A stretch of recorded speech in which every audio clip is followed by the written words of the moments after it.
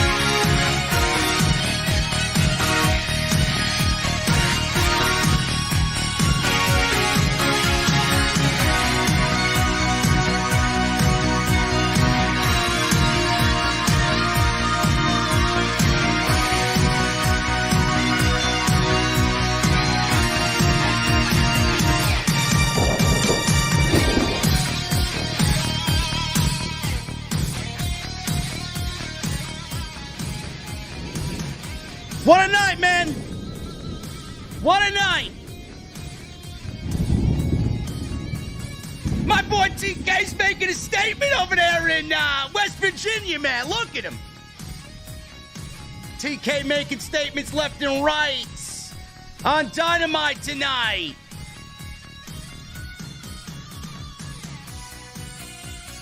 Kenny Omega is back. Cleaning up the competition, advancing to the next round of the AEW Trios Tournament.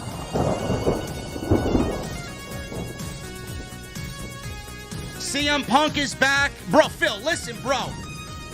From one salt and pepper beard to another, bro. You're looking good, man. You're looking really good. I gotta get mine a little thicker, though. CM Punk back tonight on Dynamite. My goodness, man. What a back and forth. With Jon Moxley and Tony Khan drops the bombshell. We ain't waiting for All Out. We're getting that match next week. Oh my goodness. What the hell does Tony Khan have up his sleeve, bro? What has he got up his sleeve, man?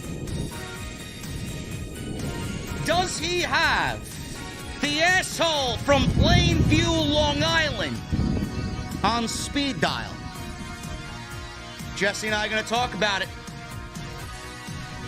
What a Dynamite tonight, folks. I'm pumped. The venue's rocking and rolling. I haven't even said a fucking word yet. We got 1,700 people waiting, man.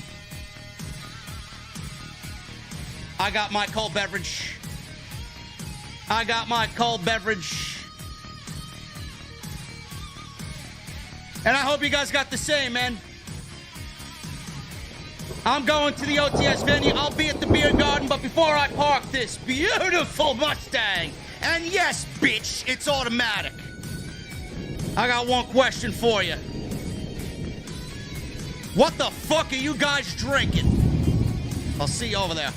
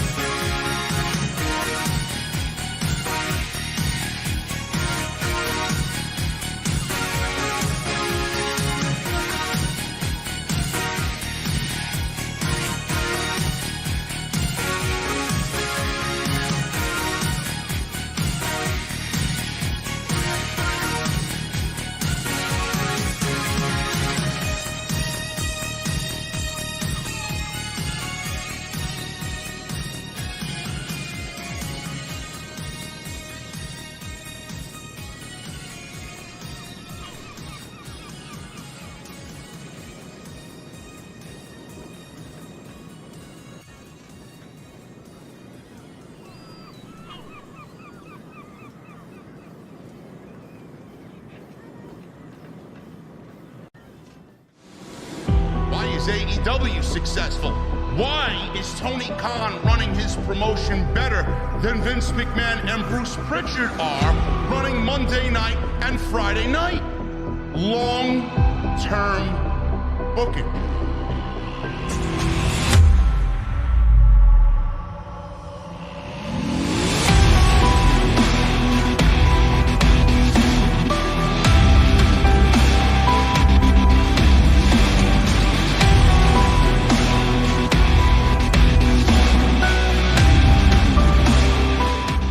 What is going on, guys? Thank you so very much for joining us right here on Off the Script. This is your AEW Dynamite post show for August 17th, 2022.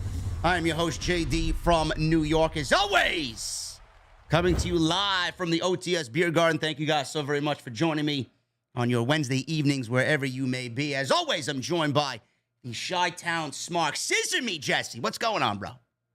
How you doing? I'm not going to scissor you, bro. What's good? What's good, man? What's going on? Not much, man. A lot of shit happening tonight, right? Oh, my goodness, man. I don't even know what the hell we're going to get into first, man. This is crazy. What the fuck does TK have up his sleeve, bro? Oh, my goodness. I think he's hiding a whole lot more than what he's showing us, man. You listen, man. You know we talk about Triple H making statements for the last 3 weeks on Friday night and Monday night. TK dropped a goddamn bombshell on us tonight. We might as well get right into it, guys. If you didn't watch Dynamite tonight, if you're just joining us on the stream, you're going to catch up with Dynamite a little bit later on, possibly tomorrow. Jesse, TK announced to the whole world that we're not waiting for All Out. We're getting Jon Moxley and CM Punk for the AEW World Heavyweight Championship next week in Cleveland. And everybody is very confused by this decision. Now, I want to say this. I'm excited for it. And when TK goes out and makes a bombshell statement like that, I don't think that he is not going to deliver. Now, everybody was like, is he really going to do this match next week, Jesse? Is he going to give us a DQ or a fuck finish next week? What is your line of thinking here, bro? Because literally, I mean, we talked about this for weeks, and he hasn't been on TV since Double or Nothing.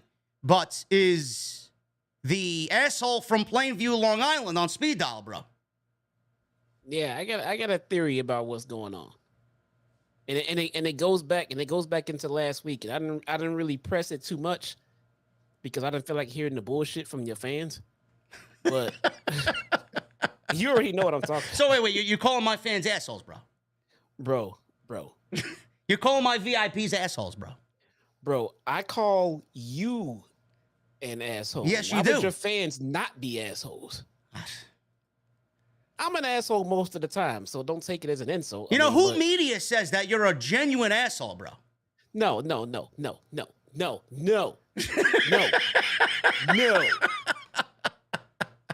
with your You fucking are the point, man. We got a genuine fucking asshole. paying audience here. What's going on? Well, what's this What the theory? fuck? What the fuck? I think Punk is still hurt. I think Punk is still hurt a little bit more than than we might be thinking. So, and I also think the injury to Punk kind of fucked up a lot of plans with MJF. So I think they're bringing him back early. I think we're gonna get some kind of shit to happen next week to either change or alter the All Out main event to get MJF in and get Punk out, or just add MJF to it. But I don't think Punk is well enough to carry a full match by himself. I could be wrong. Don't fucking shoot me. But now, why would you? I'm going to stop you right there. Why would you go out and make a statement like that when he was in the ring last week, jumping around on the foot? He came out and proved everybody that he was pretty much good to go. Came out tonight and wanted to fight Adam Page. He obviously did what he did with Moxley tonight, and he's back. If Punk wasn't clear, bro, I don't think Tony Khan would wait however long it needs to take to get him back at full strength and have him be the world champion. Why would he bring him back if he's not cleared? Yeah, okay. So if Punk was fully healed, he wouldn't be out there hopping around on the fucking foot trying to prove to us how healed he was, all right?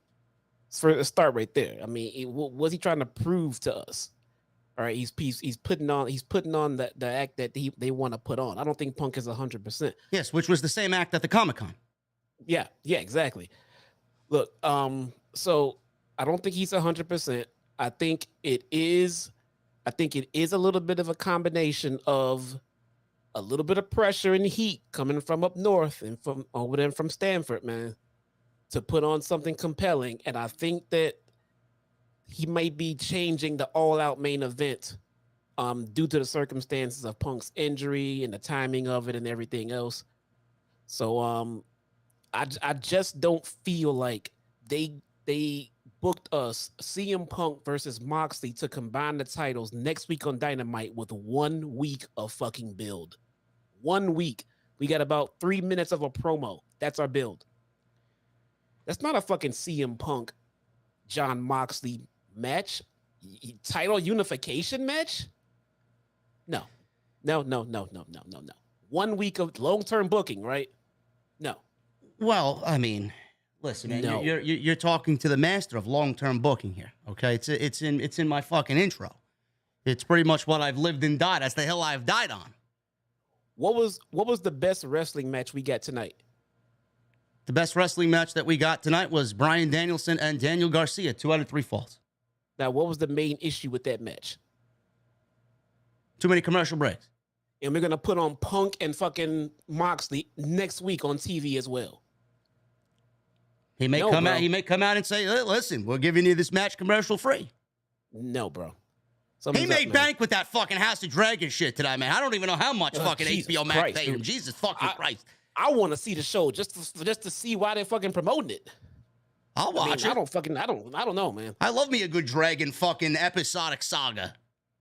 Not me. I was oddly a fan of, Game of Thrones, to be honest. I watched it once. I'm not gonna go back and watch the series again, but I did watch it through. I was entertained, but I'm not gonna watch this spinoff though.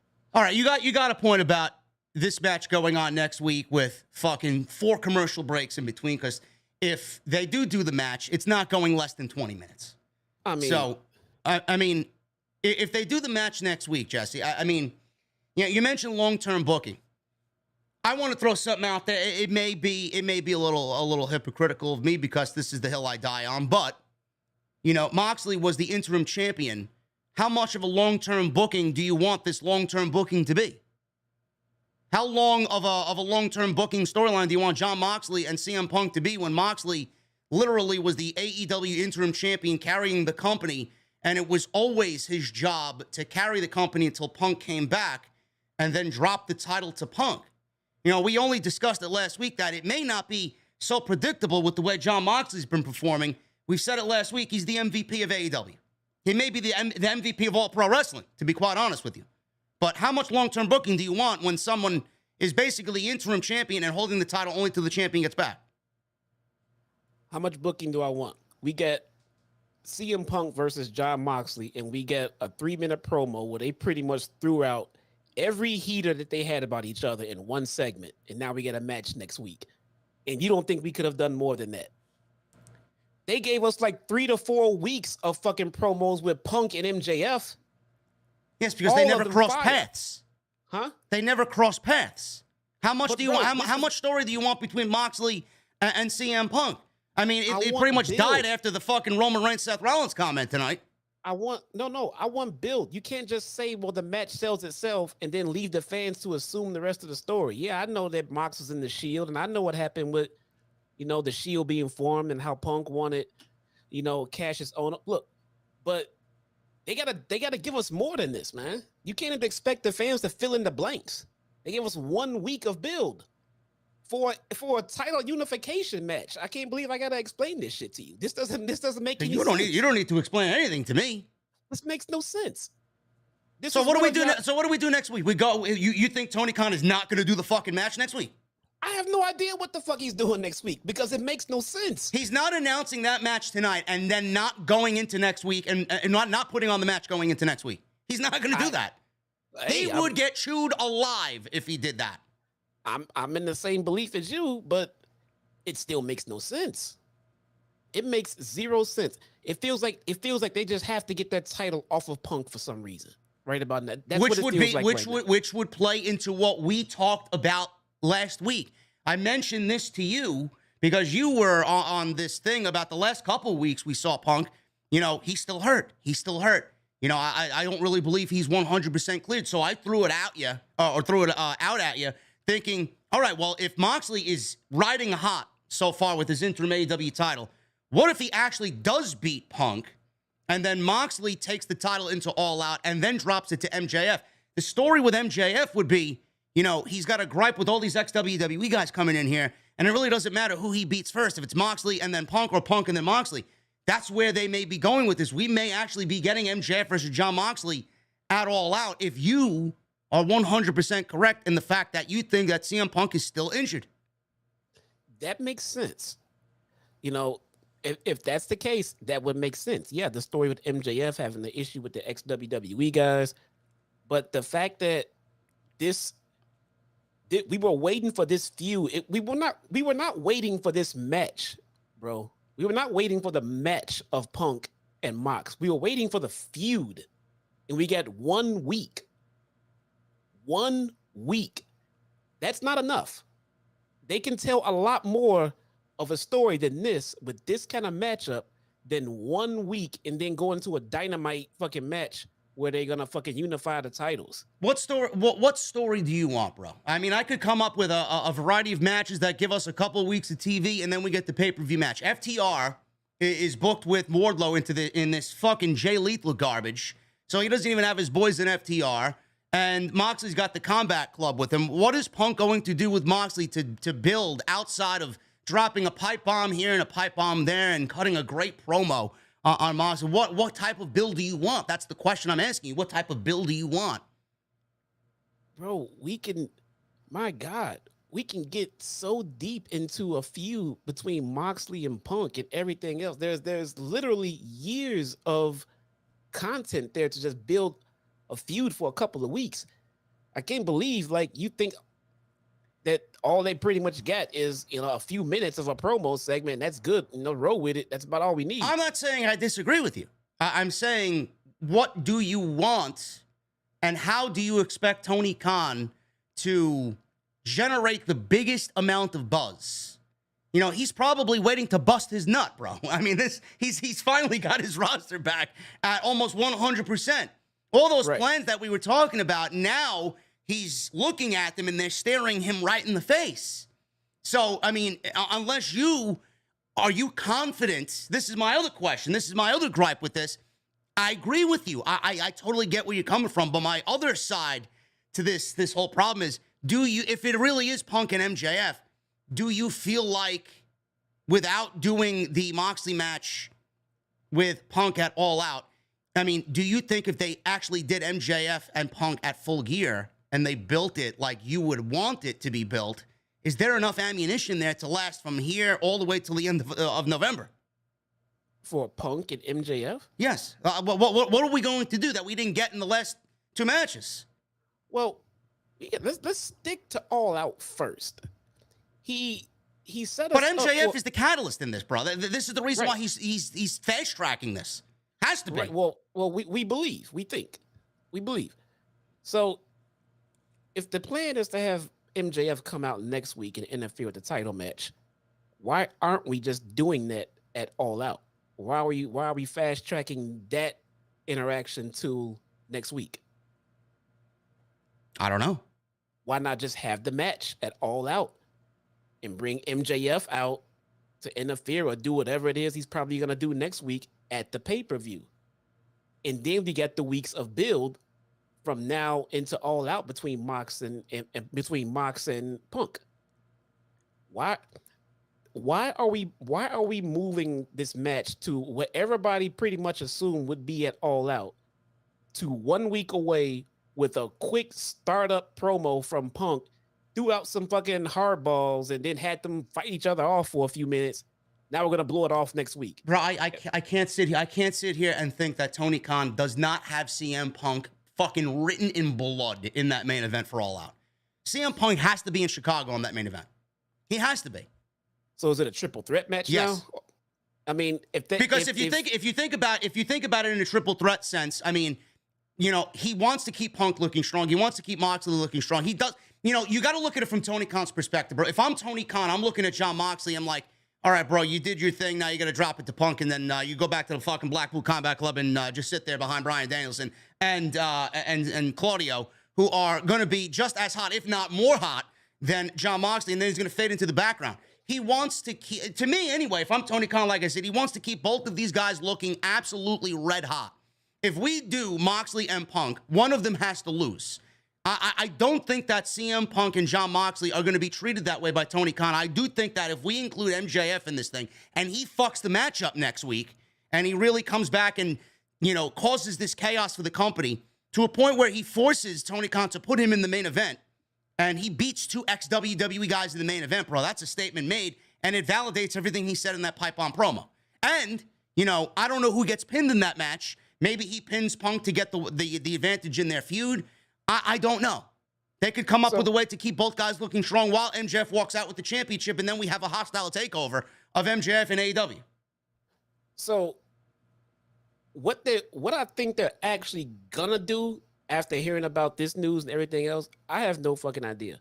But what it feels like is that Punk is not ready to go enough to put on a one-on-one main event pay-per-view match with Moxley. So they have to add in MJF to help carry the match. That's what it's starting to feel like to me. They have to insert him somehow into the so this way they keep Punk in the main event at All Out. They add in MJF to make it a triple threat, and that takes the workload off of Punk, so he doesn't look as bad trying to carry a match with a really bad foot. That's what I think is going to happen right now. How are they going to get there? I'm not sure, but something's off with this match not happening at All Out, and we're getting it sooner. It's not just because they have nothing else to talk about. You know, if this is supposed to be one of the most important matches in AEW history because they're merging the titles, and we got 1 week of build. This is absolutely the biggest match that AEW's ever put on. 1 week. Something's up, man. I mean, and it would make sense. If Punk is not 100% and not ready to go all the way, and they're doing it this way, then this makes sense. If he's just doing it just to change shit up, then it makes absolutely none. It makes none. I didn't see, and when Punk came down to the ring tonight, it seems to me that he didn't run when the urgency felt like he should have been running to the ring to get. I mean, he did a little trot, the guy is not 100%, and it would make sense as to why they're moving the match like this, because it makes no sense. Everybody around the community right now is trying to figure out why this match would be moved. It must involve MJF, but why? Why not just bring MJF after the match at the pay-per-view? Because they need to insert him into the fucking match because Punk can't go by himself right now. If that's the case, I'm not going to complain about that. I don't think anybody's going to complain about that. I think that match is probably the best of all the situations here, because you get Punk in the main event of Chicago at All Out, their biggest show of the year. You're going to get MJF winning the World Championship from both of those guys. Two ex-WW guys, plays right into his narrative. You keep Punk from working a one-on-one match. He goes and goes away for a little bit, heals up completely, comes back at full strength. Yeah. At the end of the day, Jesse, this was going to be the outcome at All Out anyway. It was always supposed to be, according to the way things were lining up. I may be off, but we've always talked about MJF winning the title from CM Punk. If CM Punk did not get hurt, this was going to be your main event in Chicago, and MJF was going to win the title in Chicago, a la Punk and John Cena at Money in the Bank 2011. Yeah. It would make more sense. It would make more sense, but the way it's laid out right now, it just kind of leaves me looking like, what the fuck is going on here? Why are we getting this? Why are we getting this on TV next week? Why is the biggest match in AEW history on TV next week? And we have a pay-per-view on the horizon because Punk is still injured, man. I don't think Punk is ready enough to go carry a match with someone else one-on-one in the main event, man. He's got you and I talking about it. Yeah. Got everybody talking about it. Fuck yeah, man. We want to see it. We want to see Punk and Mox. We want to see Punk and MJF. I wouldn't mind seeing all three of them. We want to see it. So it feels like TK is trying to turn chicken shit into chicken salad. The injury was not something anyone anticipated. They probably had a lot of long-term plans set up between Punk and MJF and everything else. Mox stepped in to help things out when the injury happened. It seems like he's dealing with the cards he was dealt, and I can appreciate that, but it just seems a little rushed to push this match and put it on TV. Listen, at the end of the day, I don't think Punk wanted this. At the end of the day, I don't think Moxley wanted this. At the end of the day, I don't think MJF wanted this. So you got to look at it through Tony Khan's eyes. He has dealt with so many injuries. And the word on the streets in the IWC is that AEW is losing steam. AEW hasn't done anything really over the top like they did last summer. You got to put yourself in Tony Khan's shoes and say, all right, I got my roster almost back at 100%. Nobody's really 100% yet. We're almost there. I got Punk. I got Moxley. I got this world title situation. I got MJF ready and waiting to come back. You got to look at it through his eyes, and you got to appreciate CM Punk and Moxley for playing ball here and really owning up to longevity and what is best for the company, because neither one of them want to be going through this shit. If this is exactly what is going on, neither one of those guys want to be put in that situation where they got to cut this shit short. So, yeah. I mean, everybody involved, your TK, Punk, Moxley, MJF, you know, if this is where it's going, shout out to them, because plans completely had to be rerouted here to get to the same outcome that we were talking about back fucking 6 months ago. So I love that. But yes, I do agree with you. 1 week of television build, it's not really something I wanted to see. But if it gets the MJF World Championship scenario playing out in front of our eyes, I don't think we're really going to be talking about this fucking a month from now, bro. Yeah, see, I turned off my chat. I just turned it back on. See, I told you your fans are assholes. See, look at this shit, though. What are you talking about? What are they saying? They're assholes. Let's move on with the show. All right, what did I mean, all that I had to say, I got nothing to add. All right, let's get to the show, bro. Let's go. Who's sponsoring us today, man? What's going on? Nobody's sponsoring us, man. There's no sponsors tonight. No fucking sponsors? No sponsors. What about Blue Chew? Why, you need Blue Chew? I get you some. What about Blue Chew? No Blue Chew? I could get you some. You need some? Sounds like you need some, bro. No? I'm good, man. No? You know, you don't need that extra confidence when Julia Hart fucking kicks you in your lower region? How about Manscaped? No, Manscaped. No. How about Kenny Omega, bro? Kenny Omega's back tonight. Right. We got Kenny Omega, the cleaner, coming back. Don Callis is back with him. Always great to see and hear. Yeah. Don Callis on commentary. But a lot of people, Jesse, were actually saying what you were saying about Punk, that Kenny Omega is not 100%. Did you feel that tonight after the ovation? The fucking crowd went crazy when that music hit. Kenny Omega was on the apron. He looked great to me. He looked like Kenny Omega of old. Did you get that feeling that Kenny Omega is not 100%, or were you pleased with everything that he did in that ring tonight, and you're confident that he's back 100%? I saw some ring rust in there, but, you know, other than that, the guy was out for damn near a year. You know, it's kind of hard to, you know, think he's still injured. You know, I mean, but there's going to be some ring rust. I say, you know, give him a couple of matches and let's see how he smooths out and everything else. But it's not like he's out for a couple of weeks and he came back hobbling. No. You know, changing main events and shit. I mean, he's been out long enough to heal. I mean, it again, everybody was saying that that TK didn't want to launch the trios titles till Kenny came back, and then here comes Kenny back, bandaged up, wrapped up, you know, but he's ready to go. Man, I don't see why Kenny wouldn't be ready to go right now. He's ready to go. The Elite win their trios opening round match against Andrade, Dragon Lee, and Roosh. And they are now in the second round, and we have a first round match coming up next week. It will be the United Empire against Death Triangle, bro. Now, this creates a very, very intriguing situation with all the shit that Will Ospreay and Kenny Omega have talked back and forth all year on social media. Could this be one of the big plans that Tony Khan was alluding to as far as him coming back and waiting on the Trios tournament for?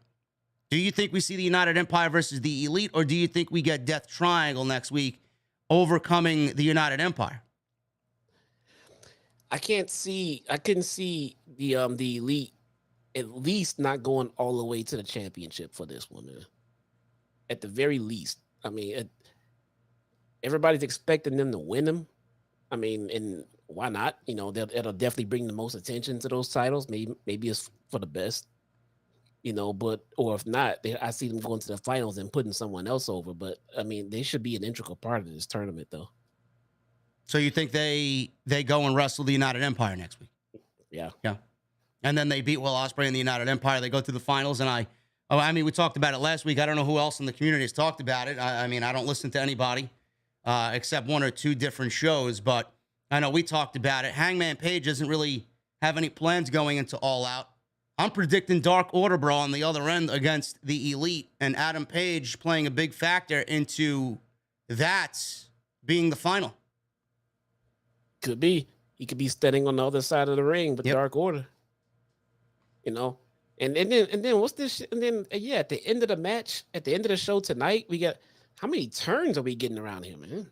The ending was a little weird. I mean, that was the only hiccup for me on the show. I mean, they DDT Dragon Lee. Rush and Andrade. His mask fell off. Speedball through it. His mask flew off. The mask didn't fly off. Andrade took it off. Well, it came off and then he took it. Didn't give it back to him. Well, he untied. He unmasked them again. Yeah, he unmasked them. He untied the mask, then gave him the DDT. But that's Rush's brother, though. All this shit happened so fast, bro. I don't know. I don't know, man. Trios Tournament got off to a really hot start tonight, so I was very happy to see that. And then we got the rest of Dynamite tonight, that 2 out of 3 falls match with Daniel Garcia and Bryan Danielson. We will talk about that. And what a pay-per-view caliber match. 4 commercial breaks thrown in between. A little ridiculous tonight. That was my only problem with the show tonight. I felt like I was watching fucking 2 hours of a block of commercials with pro wrestling sprinkled in everywhere else. The fuck are they doing, man? Jesus Christ. Warner Media, what are you doing to me, bro? You're gonna have me go out and pay the fucking extra $4.99 a month to watch your shit commercial free. There was a lot of ads. I mean, I don't know about the placement. I don't know who calls for the placement of them and when, but they should have gave us a bigger window for a match that long and that great.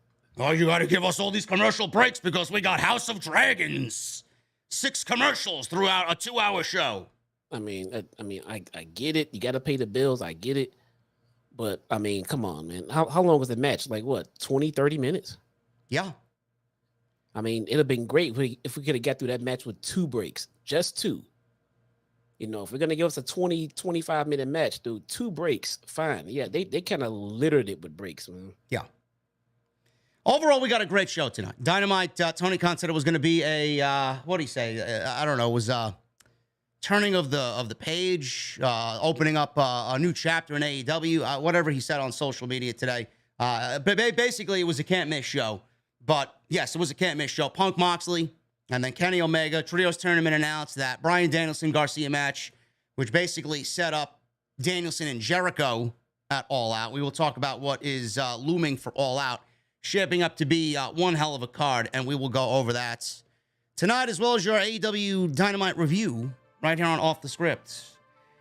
Jesse, what is going on with you and your channel, man? We're going to get into the selfish and shameless plugs here before we get on. So thank you guys very much for joining us, man. We got 2,600 people live tonight. We're going to blow through this. Jesse, what's going on with Dark, and where can people find you? There, I just posted my name in the chat. Click on my name in the chat to follow me at Chi-Town Smart on YouTube, where we cover AEW Dark and Dark Elevations and also Rampage. Nothing really huge of note this week. I mean, we did get a match from Kayla Rossi. Oh yeah, I know who she is. Yeah, the match was nothing to, shout home about. We only gave her 3 tacos, Bro, I hear she's Tony Brown approved. Tony Brown approved, bro. Okay. Tony Brown approved for sure. But it seems like she seems like someone that's gonna be pushed up to the TV pretty quickly. I can see that. That's the only reason I'm bringing her up right now. She's got a good look. She got a good look, man. She got a fantastic look. She looks like another Jade Cargill, pretty much. But can she wrestle? That's why she get 3 tacos. I mean, look, bro. She basically want to see more. They didn't give her much. It was a squash match. It was quick. It was to the point. She looked physically fantastic, but we need to see more. But I don't think she's long for Dark. I think she's. Bro, you better watch him out, man. 3 tacos, man. I think she'll snap you in half. Yeah, man. I'm pretty sure she's pretty much set for TV, bro. I don't think she's gonna be on Dark very long. All right, that's good. It's good to know. Yeah.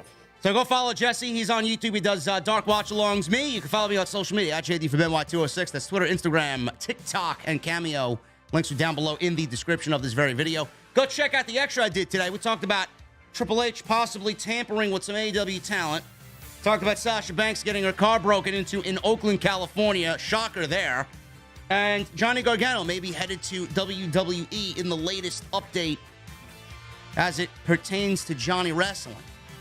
Or maybe he shows up next week in AEW on Cleveland. Or in Cleveland. Who knows? Who knows? I think him and Ciampa are going to be good to go there. on Monday night. But go check that out, as well as Monday Night Raw. And we had a great NXT live stream last night as well for Heat Wave. They did their biggest rating ever on Wednesday night. Or Tuesday night, rather. 700, and I think it was 721 in the rating. 721,000. So good for NXT, but Pretty sure it was all in the women's match. I wonder why. I know, I watched it. Yes, I know you did. You fucking geek. 5 tacos for that one, right? Oh, yeah. Anyway, guys, go check that stuff out, and make sure you guys also hit that thumbs up. I need 1,000 likes minimum on tonight's show. Hit that subscribe button down below. Thank you for 136,000 subscribers. New members, man, get them on in. Half off still for the month of August. So you guys can get that half off membership if you want to become a VIP right here on OTS, and get the super chats in. We'll hang out with our cold beverages at the end of the show, and you guys can ask us whatever you want as far as that is concerned. So get those super chats in for later on tonight. Just an FYI, man, it's not showing half off for me anymore, man. Really? Yeah, I just clicked on the join right now. It's not showing half off. Really? Oh, yeah. Let me check that just to reconfirm with everybody before we move on with the stream. I just want to throw that out. I got 50% off still. Still? Yeah. Okay. There you I go. know what's going on there. All right. Cool. YouTube says pretty much, screw your tacos, bro. You're back to full price. Full price, bro. Full price. All right, guys, let's get into Dynamite. We got the start of the show. CM Punk comes out. He starts the show tonight. He got a loud CM Punk chant. Everybody's very happy to see CM Punk. And he's in there in the ring with the world title. And all of a sudden, Jesse, he starts calling out Adam Hangman Page. He wants a rematch. He wants to get the ring rust off of him. He wants to put the foot to work. He calls out Adam Hangman Page for a rematch, and he never came out. You want that rematch? You got it right here, right now. Let's go. So Excalibur asked if Punk was even medically cleared. I wonder how much truth to that. Now looking back at it and what we talked about, Jesse, I wonder how much truth to that Excalibur statement there is. Yeah, I don't know, man. They keep mentioning stuff like that, not being cleared, you know. So Punk tapped. It's still $4.99 for others too, man. Yeah, I'm 50% off though. We got Punk tapping the microphone. He then stood up and said, "All right, you're not going to come out. That ain't cowboy shit. That's coward shit." He said he had some advice he should take. He said the apology should be as loud and as public as the disrespect. He said if anybody else has a problem with him, come on down. Everybody wants to be the champ until it's time to do champ shit. John Silver then tweeted out a picture of Adam Page busy eating in catering. Now, why the disrespect to Adam Page here, bro? Well, why throw Adam Page under the bus here if you're CM Punk? I don't get it. Because maybe he's going to be added as well and make it a fucking fatal four-way to really take the workload off of Punk. I could see that. I wasn't even thinking about that. So that would be actually great, because Page doesn't have anything going on right now, and then you don't even have to pin Moxley or Punk for MJF to be the world champion. Page, Punk, Mox, MJF, all the gold, one winner walks away. It's pretty interesting. I didn't even think about that. Yep, I wonder if Tony Khan is actually thinking about that. He came out, buried him, pretty much called him a pussy, then turned away from him and went on to some. I mean, just like that. Maybe he's the one to fuck the matchup next week. And MJF is just not on TV? Could be. Maybe MJF does, maybe MJF comes out at All Out. Maybe Hangman comes out. Yeah. Next week. Listen, man, it's making Dynamite must see. That's all I have to say there. Punk said Moxley has a lot of fans and he might be number one in their heart, but he's not number one in the ring because he's actually the champion. He said he knows what it takes to talk a big game and say that you're the best in the world and breathe that into existence. He said he also knows what it means to lose. He said he's lost big, but Moxley has always been number two. There's always that guy that has his number, he says. I'm that guy. He says they can boo all they want, but let him know when he is telling lies. He said Moxley was the third best guy in his group, and that seems to be a recurring thing in his entire career. That's a nice little burn there, bro. Is he really the number three in his group now? I would take Moxley over Rollins, bro. I don't know about you. Well, no, he was number 3 in WWE, bro. I'm talking about right now. I know he was number 3 in WWE. Well, you said Rollins. Yes, I know. I'm talking about now. Oh, amongst now. all 3 of them, yes. Oh, amongst currently right now? Yes. No, yeah. Currently right now, he's sitting above Seth Rollins. Yes, when Dean he Ambrose in the was Shield- terrible. Yeah, well, I mean, so Punk said, basically saying that Bryan and Claudio or really Yuta are better than him. Yes. So, yeah. I don't know about that one. He's but, not number 3 in his own group right now. He's not number 3 right now. I take him over Claudio. Yeah. At number 2 at the lowest. Yes. But it's still a great fucking dig, you know? It's a great fucking it's enough to get under your skin and make you think, shit, is Yes. Claudio better than me? Am I Yes. number 3? Shit. He says it doesn't make him a bad guy, but it doesn't make him the best. He said Moxley's been carrying the torch for AEW, but the only person was broken bones in the last 6 months was him. They were mine. He reiterated to the fans to tell him when he's actually telling lies. He says, look up the word interim and what the definition means. It means temporary. He says he's willing to test himself against Moxley, but Moxley isn't willing to test himself against his best friend. He says his best friend is the 3rd best Eddie he's been in the ring with, and the 2nd best Kingston he shared a locker room with. So a lot of people on social media were asking, well, who's the other Eddie? We know the other Eddie is Eddie Kingston, or the other Kingston, rather. Kofi Kingston's that one. Who is the other Eddie? I believe it's Eddie Edwards, is what he was alluding to there. Eddie Edwards in Impact. I guess so. I didn't watch Impact. And the 2nd best Kingston, obviously, the other Kingston is Kofi. So that's that. More O's and Ahs from the fans here. These people aren't number 1 at anything. Tell me when I'm telling lies. So Punk says he's missed being in the ring. He said it all out. He's looking forward to testing himself against number 2. He said Moxley isn't even the first John he's going to beat in Chicago for that championship belt. And he's certainly not number 1 in that category either. That's quite the burn there. Yes, Eddie Guerrero and Eddie Edwards were the Eddies. And then the Kingstons, obviously, were Eddie Kingston and Kofi Kingston. Moxley then comes out, takes his sweet-ass time. You know, he's usually bull charge into the fucking ring. This time he took his time. And Punk said it'll be a while before Moxley gets in the ring while he spoke over his theme music. So he did snow angels in the middle of the ring. Legitimately did snow angels in the middle of the ring. Taz said Punk should get off his back and quit playing games because Moxley appears to be in a bad mood. So Moxley walks through the crowd, and the fans are chanting big time for Moxley. He says, look out, everybody. CM Punk is throwing pipe bombs.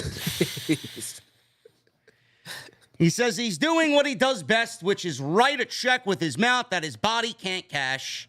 He waved his boot towards Punk, and that's a reference to Punk's broken foot. Mox said that mic in his hands isn't power.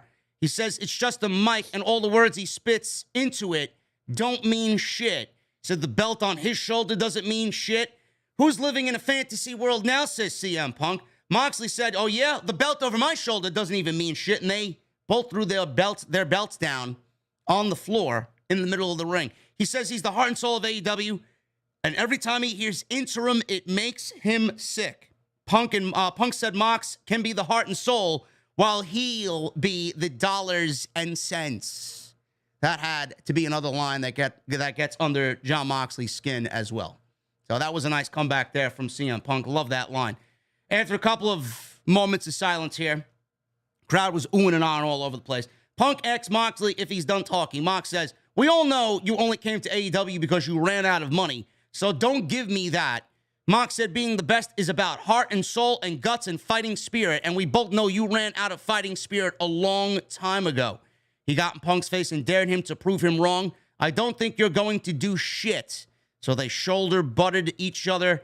Punk said they have a match coming up at the pay-per-view, and he will soundly defeat him there. I'm afraid you're just going to bleed all over me, he says. Mox got in his face. Punk shoved Mox. Mox put his hands behind his back and started headbutting Punk and then started slapping him. They started punching each other. Security ran into this thing to pull them apart, and that was basically a big pull-apart brawl after that.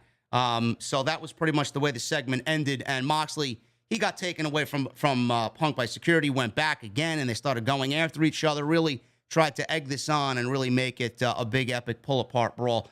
The promo work, Jesse, was fucking tremendous. The promo work was tremendous. I thought this was one of the best opens in a very long time on AEW Dynamite. Probably the best open since we saw MJF's pipe bomb. And then before that, probably a promo with MJF. But as far as the promo work goes, I do believe that what you said is correct. We could have got another couple of weeks of this easily. They probably have years and years and years of material to give the fans, which brings up the point that you made earlier. Why do this match next week on AEW Dynamite if he is not really good to go? So I thought all of this was tremendous. And, you know, we're getting a lot of great promo work in pro wrestling. We got everybody in AEW knows how to cut their promos pretty well, especially these two guys. We got a great promo segment by Drew McIntyre and Kevin Owens on Monday night. Promos are coming back in a big way, bro. This was definitely a huge statement here. Yeah, I thought the content of the promo was fantastic, man. You know, again, it just felt like it felt like it was rushed. You know, I mean, it just seemed like Punk came out with an attitude for whatever reason. Mox didn't break his foot. Mox wasn't the one that decided to have an interim champion. That was Tony Khan's decision. So as a babyface, I'm not sure where all Punk's hostility is coming from. You know, hey, I'm champion. I'm back. I knew that they crowned an interim champion. Let's bring him out here. You know, Mox, we got history. Let me shake your hand or do whatever. You know, let's see what's going on. Come out here. We got a match coming up. You know, and then the tension could have built. You know, Punk came out. You were the worst member of the Shield. You're the worst member here. You're the worst. Like, whoa. Slow the fuck down, bro. Where are we getting all this hostility from, man? You know, you came out and called fucking Hangman a bitch, basically, then jumped straight to Mox. Why is he so angry? They're speedballing this. Yeah, I could see that. That's a very good point. I could see that they're speedballing. Yeah, they really did. They used their cheat codes here, bro. They went from level 1 to like level 5. Straight for the jugular, bro. Yeah. Straight for the jugular. You know, outside of it being an incredible promo, I do think that there was a lot of, there was a lot of boos for CM Punk. Moxley is so beloved in this company by not only AEW, but by its fans.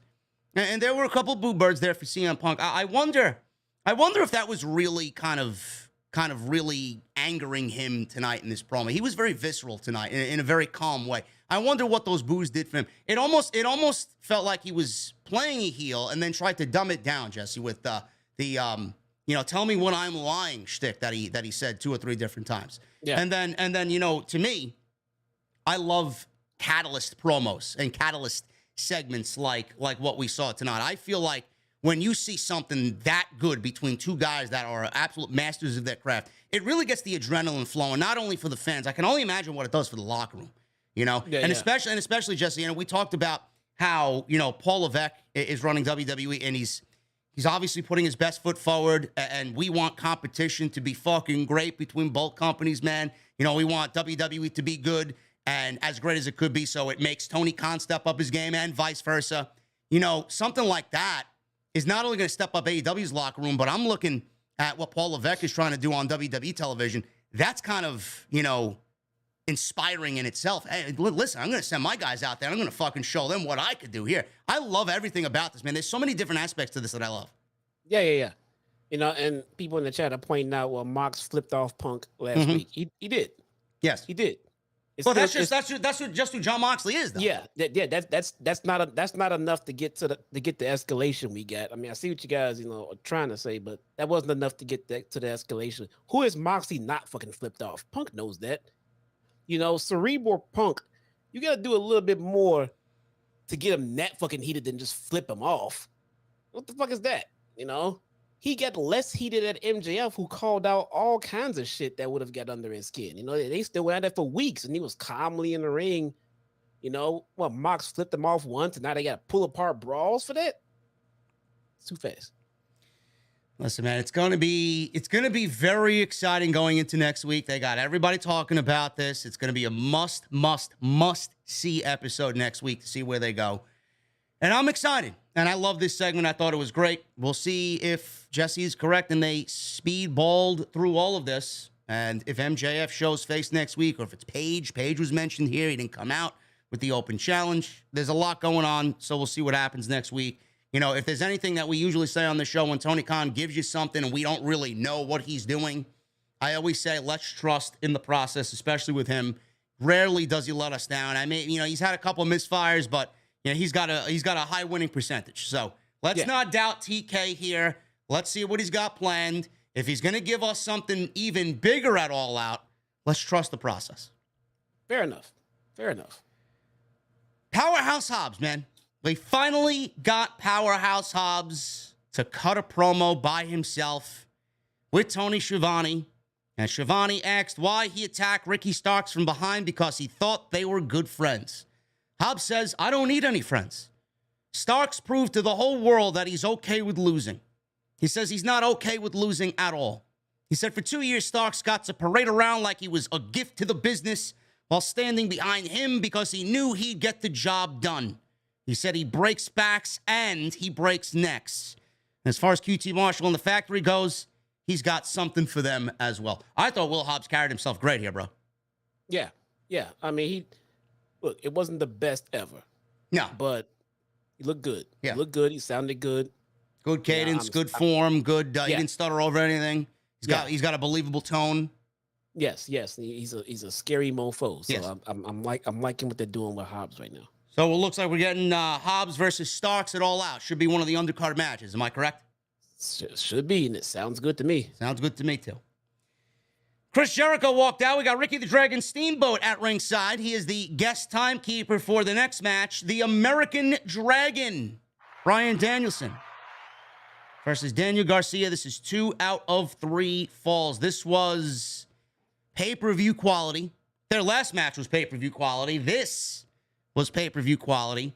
A little bit more of a fucking commercial fest here with this opening segment with Punk and Moxley going nearly 20 minutes without a commercial. They figured they get 2 more extra commercials thrown in there because they usually take a commercial break at 8:06 every fucking week. So they got extra 2 commercials in this thing. But this was a tremendous match, bro. I mean, I don't know if I want to go over literally everything, but I want to talk specifically about Bryan Danielson and how he legitimately has come from WWE last year to join AEW. I don't know how it's possible, bro. You know, he was great there. He seems to be even better now. And then Daniel Garcia, you know, you want to look at Daniel Garcia, and there'll be geeks online who claim, oh, Daniel Garcia is too small. He's a vanilla midget. He's an indie midget, indie darling.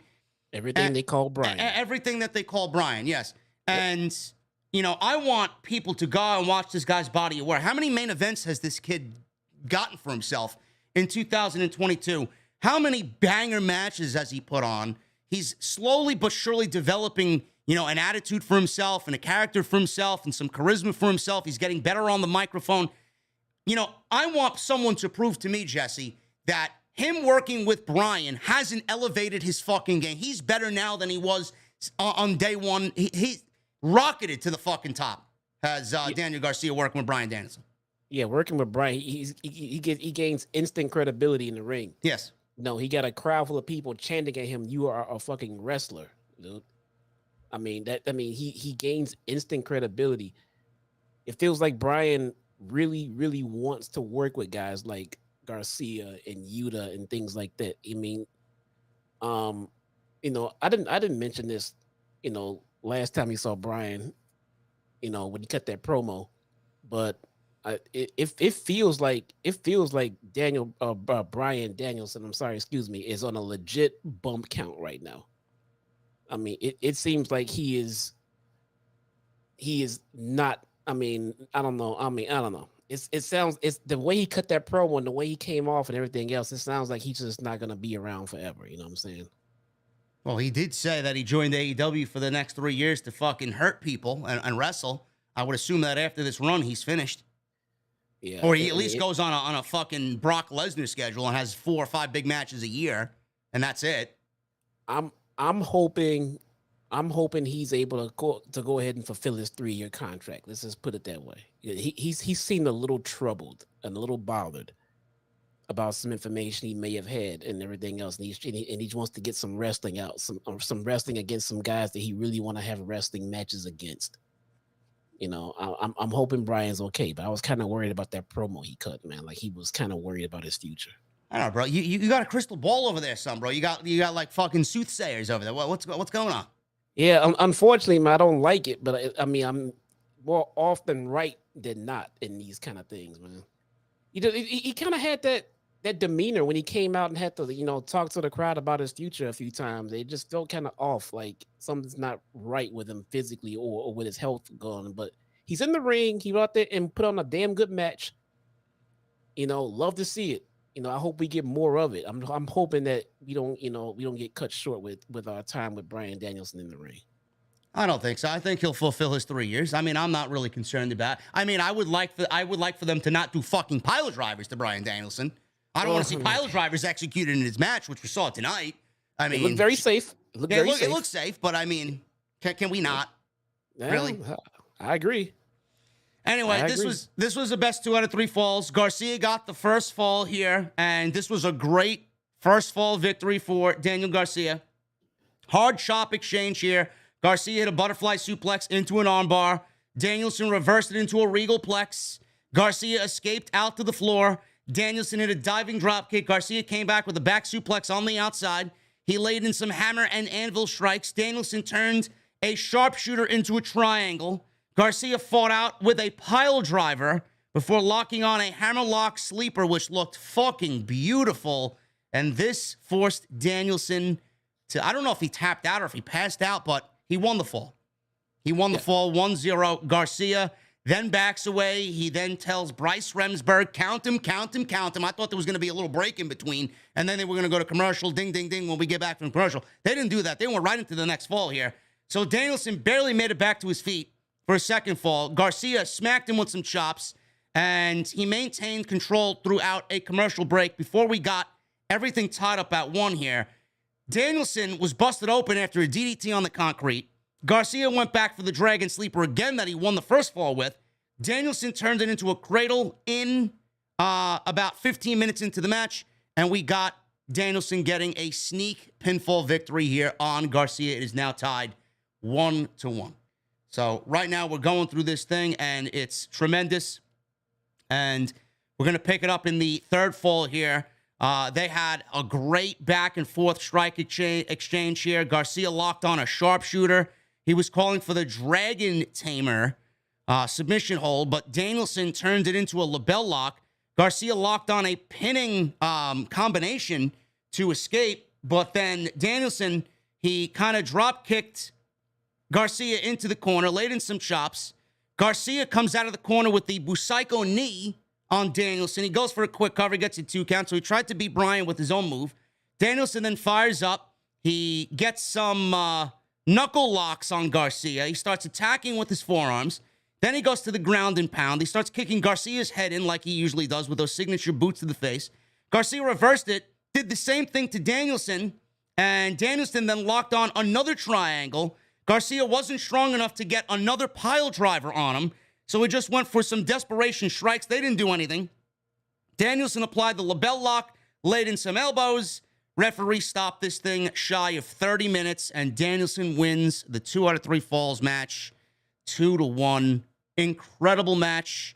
A little bit too much commercial for my liking, but Daniel Garcia was absolutely fucking elevated to, I don't want to say superstar status, but I mean, he's on his way to being there, bro. And the label lock, yes, Gene LaBelle passed away this week. Yes, that's where the label lock came from. So nice little nod there from Excalibur on commentary to mention that as well. But yes, bro, this was a pay-per-view quality match. Garcia is killing it. Bryan, so fucking good, better now than he's ever been, in my honest opinion. And we got a setup for Bryan's match, bro, at All Out. Jericho comes in at the end of the match, and Garcia shoved him away because Daniel wanted to shake his hand. And then we get the crowd chanting, "You're a wrestler, you're a wrestler." And he walks away, does Garcia, bro, from Jericho. So it looks like we may be getting hopefully, the next member of the Blackpool Combat Club, bro. He may be switching sides here. Yeah, man. It looks like it, right? I mean, are we adding one or exchanging one for one? Who would we exchange? I don't know, man. Does Wheeler Yuta jump ship? No. Then who leaves? I don't know. Does Bryan go and be a sports entertainer? I hope Brian's okay, man. I'd love for you to show me this crystal ball, bro. You got a lot of information there that you ain't telling me. Hey, man. We shall see, bro. We shall see. So far, my comments are earning you $20 super chats. That's so bad. People are so angry at my comments they're willing to pay you money for it, bro. Oh, you know man. what? I mean, shit. AEW sucks. Go ahead. Pay more super chats. Well, it looks like we got Jericho and Danielson set up for the pay-per-view, bro. And I said this on Off the Script this past weekend. If that was the match that, I think everybody kind of knew this was going to be the match going into All Out. You give those guys 20 minutes, bro. It could be a potential match of your candidate. Yeah, absolutely, man. Easily, all day long. So it looks like we have Garcia. And next week, Jericho actually cut a promo with Shivani saying that he wants to talk to Garcia in the ring, and he better make the right decision. Does he want to be a pro wrestler, or does he want to be a sports entertainer? So that's going to be very interesting to keep an eye on for sure. Yeah. We got, and by the way, Ricky the Dragon Steamboat did not play any factor into any of this match outside of ringing the bell. So that was that. He did get some action in, though. Yeah, man. We'll talk about it a little Ricky, bit. Man, we need to kick somebody's ass, man. Yeah. What the hell? So we move on from that, which was a tremendous match. And we move on to Private Party and Swerve in Our Glory. So they were interviewed by Tony Schiavone, and they have a match coming on Rampage this Friday. Private Party said they are ranked number 5. So they are in the top 5. So getting a title match is warranted now. No, it's not. So Swerve said Private Party have been around for years, and this is the closest that they've ever come to the tag team titles. He told them to put respect on their elders. Lee says after their match on Friday, when they swerve in their glory, they can walk their happy asses back down the ladder. So Isaiah Cassidy got in Keith Lee's face, and Keith Lee all of a sudden pulls out a stick of gum, signifying that Isaiah Cassidy has bad breath. I mean, I think it's pretty certain that Private Party is going to inevitably move down the ladder like Keith Lee said. Sucks, man. Such a talented tag team. How far does Keith Lee launch Isaiah Cassidy into orbit, bro, on Friday? Does he throw him longer than Dr. Disrespect throwing a 70-yard touchdown to George Kittle the other day? It almost feels like a team like Private Party would probably actually benefit from being with WWE more than AEW. Bro, right? Private Party would fit like a glove on NXT 2.0. Easily. Man. I feel like they've outgrown, or maybe AEW's outgrown Private Party. Maybe it's the other way around. Yeah, I don't know if they're just ever gonna do anything with them, man, which is a fucking shame. The thing is, bro, I love both guys. You know, I have been with both guys. That they are House of Glory family. And I mean this in the most respectful way, you know, and I don't know why they've been kept off TV. There has to be a reason, you know, but I feel like there are so many other tag teams that are so much more established and have worked harder to get where they are. And I don't really see anything different in Private Party. Yeah, no. I don't know, man. I mean, we lost, we lost, you know, Proud and Powerful. Private Party's not really going anywhere. The tag division is not suffering at all, though. No. At all. I mean, it's perfectly fucking fine. I mean, it's just we're starting to see some of the teams just kind of fizzle out that didn't quite make it, I guess. I don't know. Yeah. So we'll see that match on Friday. No new champions are going to be crowned, so it should be an entertaining match nonetheless. We got Tony Nese. He was on the show tonight with Smart Mark Sterling. They walked out. All of a sudden, Jon Moxley blasts them from behind. Moxley charged to the ring and yelled, CM Punk, I've been waiting too damn long for you to come back. I'm sick of waiting. You want to unify these title belts? I say, let's do it right now and get this shit over with. Punk ran out, or like Jesse says, he power walked out. He didn't run out. Yeah. But security followed and they were pulled apart again. This time, Claudio was there holding Moxley back. So that was another segment that we got with Moxley still fuming over what had happened with CM Punk earlier in the show. And my boy Tony Nese not done real good here, bro. They did him dirty tonight. Holy shit. Yeah. Jobber, Tony Nese tonight. Yeah, Nice has not been entertaining on Dark either, man. I mean, I'm not sure where they're going with this, but he's just not doing it right now. You know what it is, bro? It's smart Mark Sterling. He's not Maybe a draw, that's bro. it. Maybe he's just not a good manager. I don't know. Moxley and Punk, second segment tonight. And this is pretty much what set up Tony Khan to make the decision about putting the match on Dynamite next week from Cincinnati. Shivani interviewed Jericho, Matt Menard, and Angelo Parker. Shivani said it appears that there's dissension in the JAS. Jericho says he's going to forgive Daniel Garcia for what happened tonight because he got knocked on his head, or maybe he's wavering between him and Danielson. Said next week he wants to meet him in the ring and find out whose side he's on. All of a sudden, Ricky the Dragon Steamboat comes in, interrupts the promo. He says he's watched Garcia and he's coming into his own. He said Garcia doesn't need guys like the JAS. And then he says if anybody should mentor Garcia, Danielson would be the better choice. Jericho told him, I haven't liked you, Dragon, for 11 years, and you should stay out of my business. All of a sudden, Parker grabbed Steamboat, told him to stay out of JAS business. Steamboat then all of a sudden chopped Parker in the chest, and he told Parker, yeah, look at me now. The Dragon got some chops in there, bro. They won't fuck with the Dragon, man. Now, could you imagine if the Dragon was actually in that Ric Flair final match, bro? Oh, God, dude. No. Jesus Christ. It was rumored to be the Dragon and Rock and Roll Express versus, I guess, Ric Flair and FTR, I believe it was. Was the original rumor. Tell me Dragon turned that shit down, please. He did. Thank God. He did. He said, and he turned it down for the right reasons, bro. He says, I don't want to go out there and embarrass myself in my age. I don't want to give the fans something that they're going to regret seeing. Thank you. I'll Smart come man. I'll come out there and chop a mofo. That's about it, bro. Yeah. That's it. We got hour 2 underway here, folks. The Gunn Club. Colton and Austin Gunn with Daddy Ass Billy Gunn. First, the Varsity Blondes, Brian Pillman and Griff Garrison. Bro, this lasted 10 seconds. Colton finished off Garrison within seconds with a Colt 45. Pillman never made it into the match. Neither did Austin Gunn. What the hell was this about, bro? Did we really need this on the show tonight? Why couldn't they do what they did tonight on, where was it, Rampage? Rampage. Why couldn't they do this on, why was this needed on the show tonight? This was easily a nice little Rampage segment right here. I mean, what the fuck is this shit? Then we got the Acclaim coming out, and Billy said he's proud of, his boys. Says he's been very hard on them, but that's exactly what he wanted to see. He's super proud. He says he's done a lot of great things in his career, but working with them has been one of them. They hugged. Stokely Hathaway all of a sudden walked down the aisle and stopped at the edge of the ramp. The Guns all of a sudden attacked their father, and Stokely is applauding this. The Acclaim come out, like I said, and they run out to the ring. Austin and Colton bailed into the crowd, and we get Anthony Bowens asking Billy, after he picks him up, scissor me, daddy ass, and they scissor in the ring. And we get the segment to come to a close. This should have been on Rampage, and this should have not been on Dynamite tonight. I don't know what the fuck this was about. And the Varsity Blondes, bro. Jesus fucking Christ. Can you treat them any more jobber-like than you did tonight? 10 fucking seconds? Can you imagine what Pillman thought about going right back through the curtain, bro? I gotta tell you, man.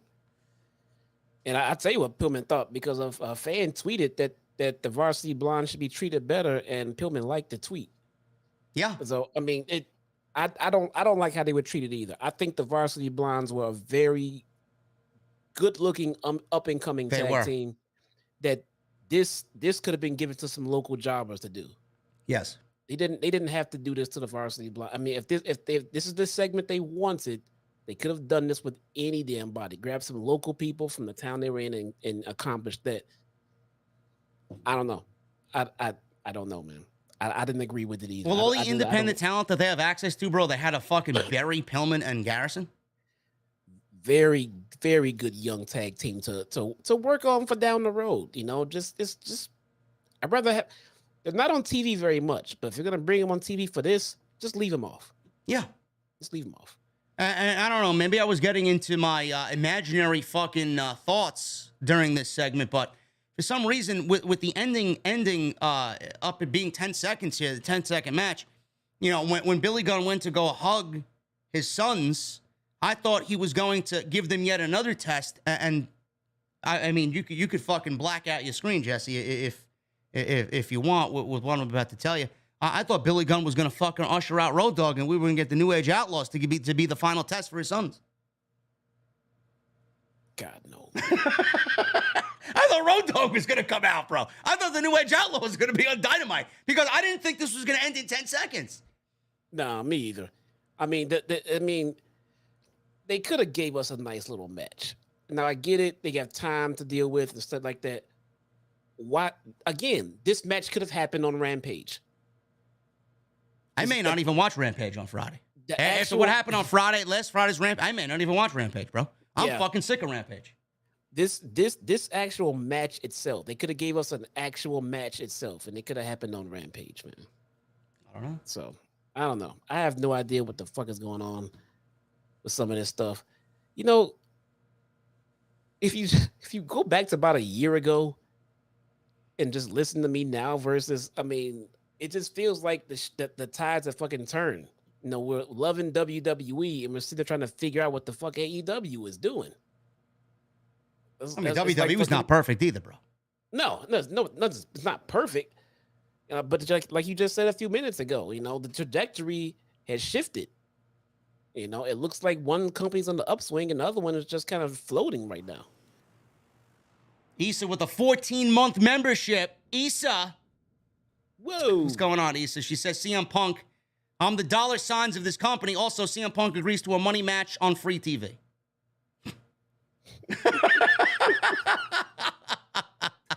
Issa, you better watch out, man. Phil will block you on social media. Didn't he fucking complain about that shit in the podcast, man? Yeah. I mean, it's true. It's true. She's not saying, Issa should say, tell me when I'm lying. Tell me when I'm lying. Yeah. Tell me when I'm lying. This is one of his biggest, gripes about, WWE, and here he is. This is a money match. It is a money match. Probably the biggest match in the company's history. Free TV. Anyway, the Acclaimed, I don't know what they're doing. Bro, we may see the Acclaimed versus Keith Lee and Swerve at the pay-per-view, man. I don't know what the tag team title situation is going to be. FTR is not in a tag team title match at All Out. So we may be seeing the Acclaimed get their title match, bro. I was really happy to see that the Acclaim was breaking away from Billy Gunn and the Ass Boys, just to be saddled back with Billy Gunn. Explain to me why the Acclaim needs a manager. I don't know why they need a manager. They don't Why need do a they manager. need Billy Gunn? I This is the triggered most people in the chat. Wrestling Mark JD triggered some folks in the chat. Oh, you didn't know? Oh God. Sit the fuck down. They don't need a manager, bro. No, the Acclaim is literally the most charismatic tag team in the entire company. Yeah. What are we doing here? What is Billy Gunn gonna do?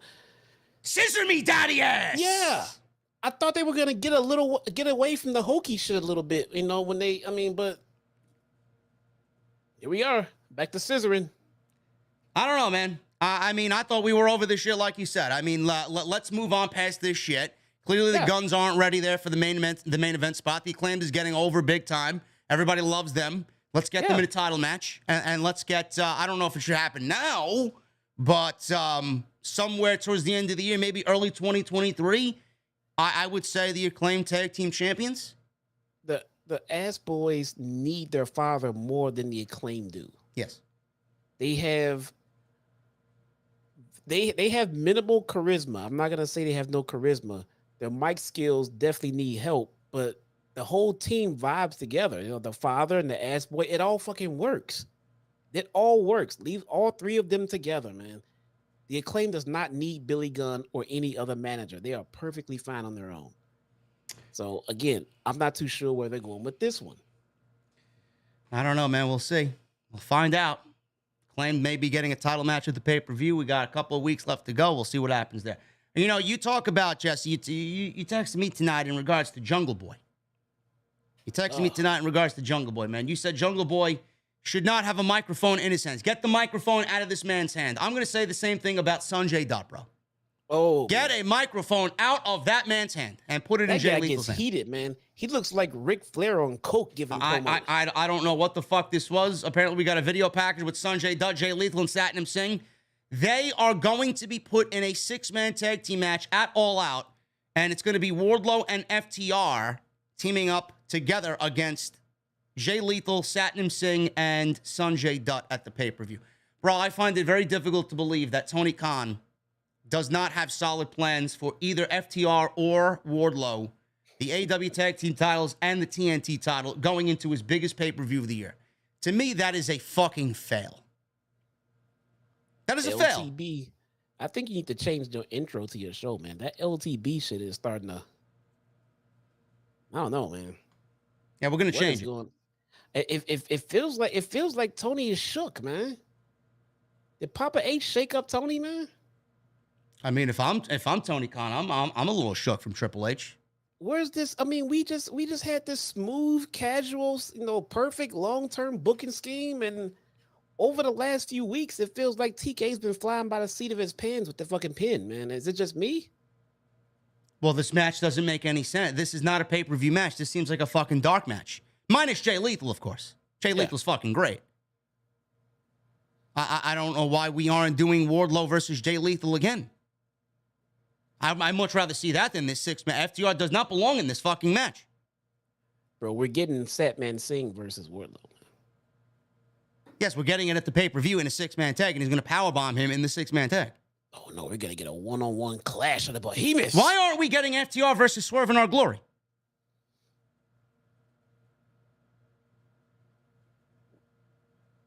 Jesse's got no answer for that.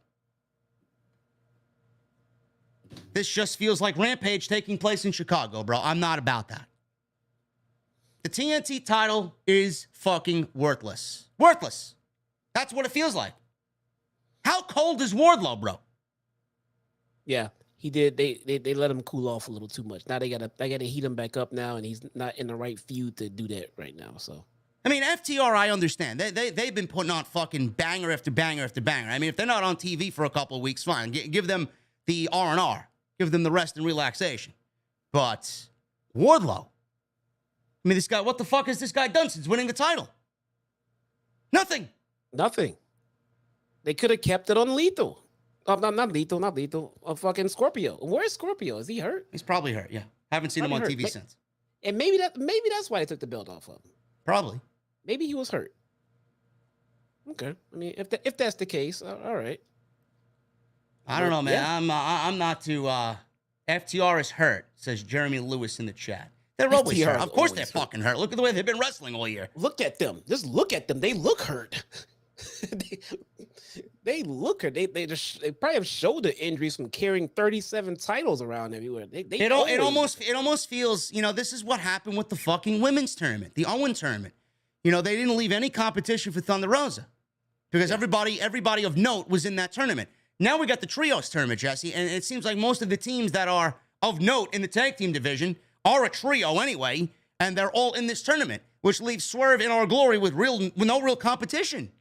Yeah, you can unfortunately you can kind of see where Tony Khan is focusing his writing. You can see him focus on the Trios titles, and like the tag titles are kind of on the back burner. He's focusing on this women's title, but not this one. What's Jay doing right now? I don't know what the hell Pac's doing with that title he's carrying around. I mean, it's none of the. It's hard to get all the titles flowing at the same time. Yeah, I don't know. I mean, Wardlow should be fucking easy to book, bro.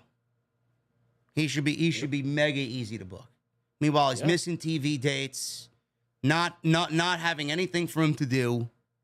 He's got a fucking pay-per-view coming up. TNT title's not being defended after being put on the hottest guy in the goddamn... They did such a brilliant job building him up. And look at how much he's cooled off, bro. It's inexcusable. It's inexcusable. I can't defend that. I agree, man. I don't know. Whenever I say anything, I'm the fucking asshole. So No, I'm right there with you. I mean, I'll fucking be in that camp. Want to call me an asshole too? Call me an asshole. You know, there's just so much potential, and there's all the pieces are in place to do so much better. You know, maybe this goes back to what you originally feared months ago when we found out that TK was taking on all of the booking by himself. I mean, maybe he's trying to do too much at one time. Maybe it should be delegated, man. Maybe he's stretching himself thin. He's still got ROH on his plate. Some titles are falling to the wayside. You start hearing rumblings of talent not being happy. It's all starting to come together, man. I still believe that to be the case. Yeah. I still believe that TK is wearing himself thin. You know, I don't know what they need to do, bro. I don't want this show to go to 3 hours. I don't. I think that would be fucking terrible. No. We don't need 3 hours. Rampage needs to be 2 hours, and it needs to be an extension of Dynamite. It doesn't need to be an extension of Dark. No, 2 hour live Rampage is all we need. That's what we need. What the fuck are we waiting for? Yes. If Tony Khan is going to renegotiate a deal for TV rights with Warner Media, Rampage needs to be on in prime time live at 2 hours on a Tuesday or Thursday. This shit is ridiculous. Yes. I don't want to watch Dark Part 3 on Friday night. I don't know what you thought of Rampage on Friday, bro. That shit was awful. It was easily the worst Rampage of the year. Easily.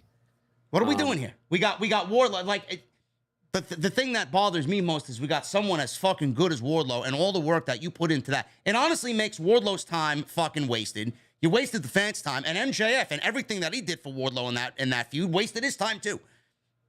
And then Scorpius, poor Scorpius guy, he was given a title, then taking the title off of him. It may be because he's hurt, but how do you think he feels? Oh, you dropped the title off of me to put it on this guy. You're not even using him right. Yeah. No, I don't know, man. Thursday night, and you know, I get the logistics of things they have to settle up as far as the travel, the cities, the dates, the booking. They're already live on the Wednesdays. You know, what do they do? Travel to another city? Do they do back-to-back dates in that city? I know there's a lot to figure out in that, but I'm sorry. The 1 hour tape show for Rampage, that platform is not working. No. You need more television time. You're trying to get people on TV. So now I got to look at fucking Sonny Kiss on fucking Dynamite because you want to get everybody on TV. You need more TV, and you don't need 3 hours of Dynamite. Bro, oh God. It's awful. Yeah. It is awful. It is terrible. I don't know what they do, but I mean, the fact that Wardlow and FTR are in this type of match at the pay-per-view, man, that's a fail on TK's part. Jungle Boy. And still, All Out's looking good. We got a lot of solid matches. Ricky Starks vs. Hobbs. We got Jungle Boy versus Christian Cage. We got whatever the fuck the world title match is going to be. We got Jericho versus Bryan. Who knows what, if Claudio's going to be on the show? I don't know. I don't know what else is going to happen at the show. What we don't know. Trios tournaments. Second? What we don't know is what the main event is going to be. Yeah, I said we don't know what the world title is going to be. We have no idea. We thought we knew, but now we have no idea. No. Jungle Boy came out, and he's in the ring. He's wearing a black T-shirt that says nothing on it. It says that he got in trouble for his T-shirt last week that said Christian Cage is a pussy. I asked him online if it was for sale. No. Did they sell it? No? No, it's not on sale. I guess. He said it got him in trouble and was told to never wear that shirt on TV again. TBS get pissed. Boy, oh boy, did that shirt hit the nail on the head, he said. I don't know if TBS or Warner Media got pissed. I'm assuming they did. I mean, they allowed him to say the word pussy without bleeping it out, so clearly they don't give a fuck. Yeah. So he said he's tried to hit Christian with everything he could. Hands, chair, car, and he's done absolutely nothing. And me personally, I'd never take that. He said the way he sees it, either he can continue to chase him until he gets his hands on him, and he paused into the camera and gave a really angry stare into the camera, or he looked behind him, rather. I don't know what the fans in West Virginia were doing, bro. How could you what Jungle Boy? They were what? I mean, seriously. What the fuck is wrong with you people, man? What the? Who Remind me never to go to West Virginia again, ever. I've never even been there. I don't even want to go, ever. Hey guys, I hear you're supposed to say what when wrestlers talk. Let's go say what. We're from West Virginia. We're gonna what Jungle Boy because we're nothing but Southern Hicks.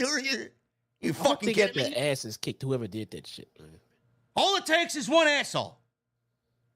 That's not what we do here, Multiplied into hundreds of assholes, giving this guy a what chant. Come on.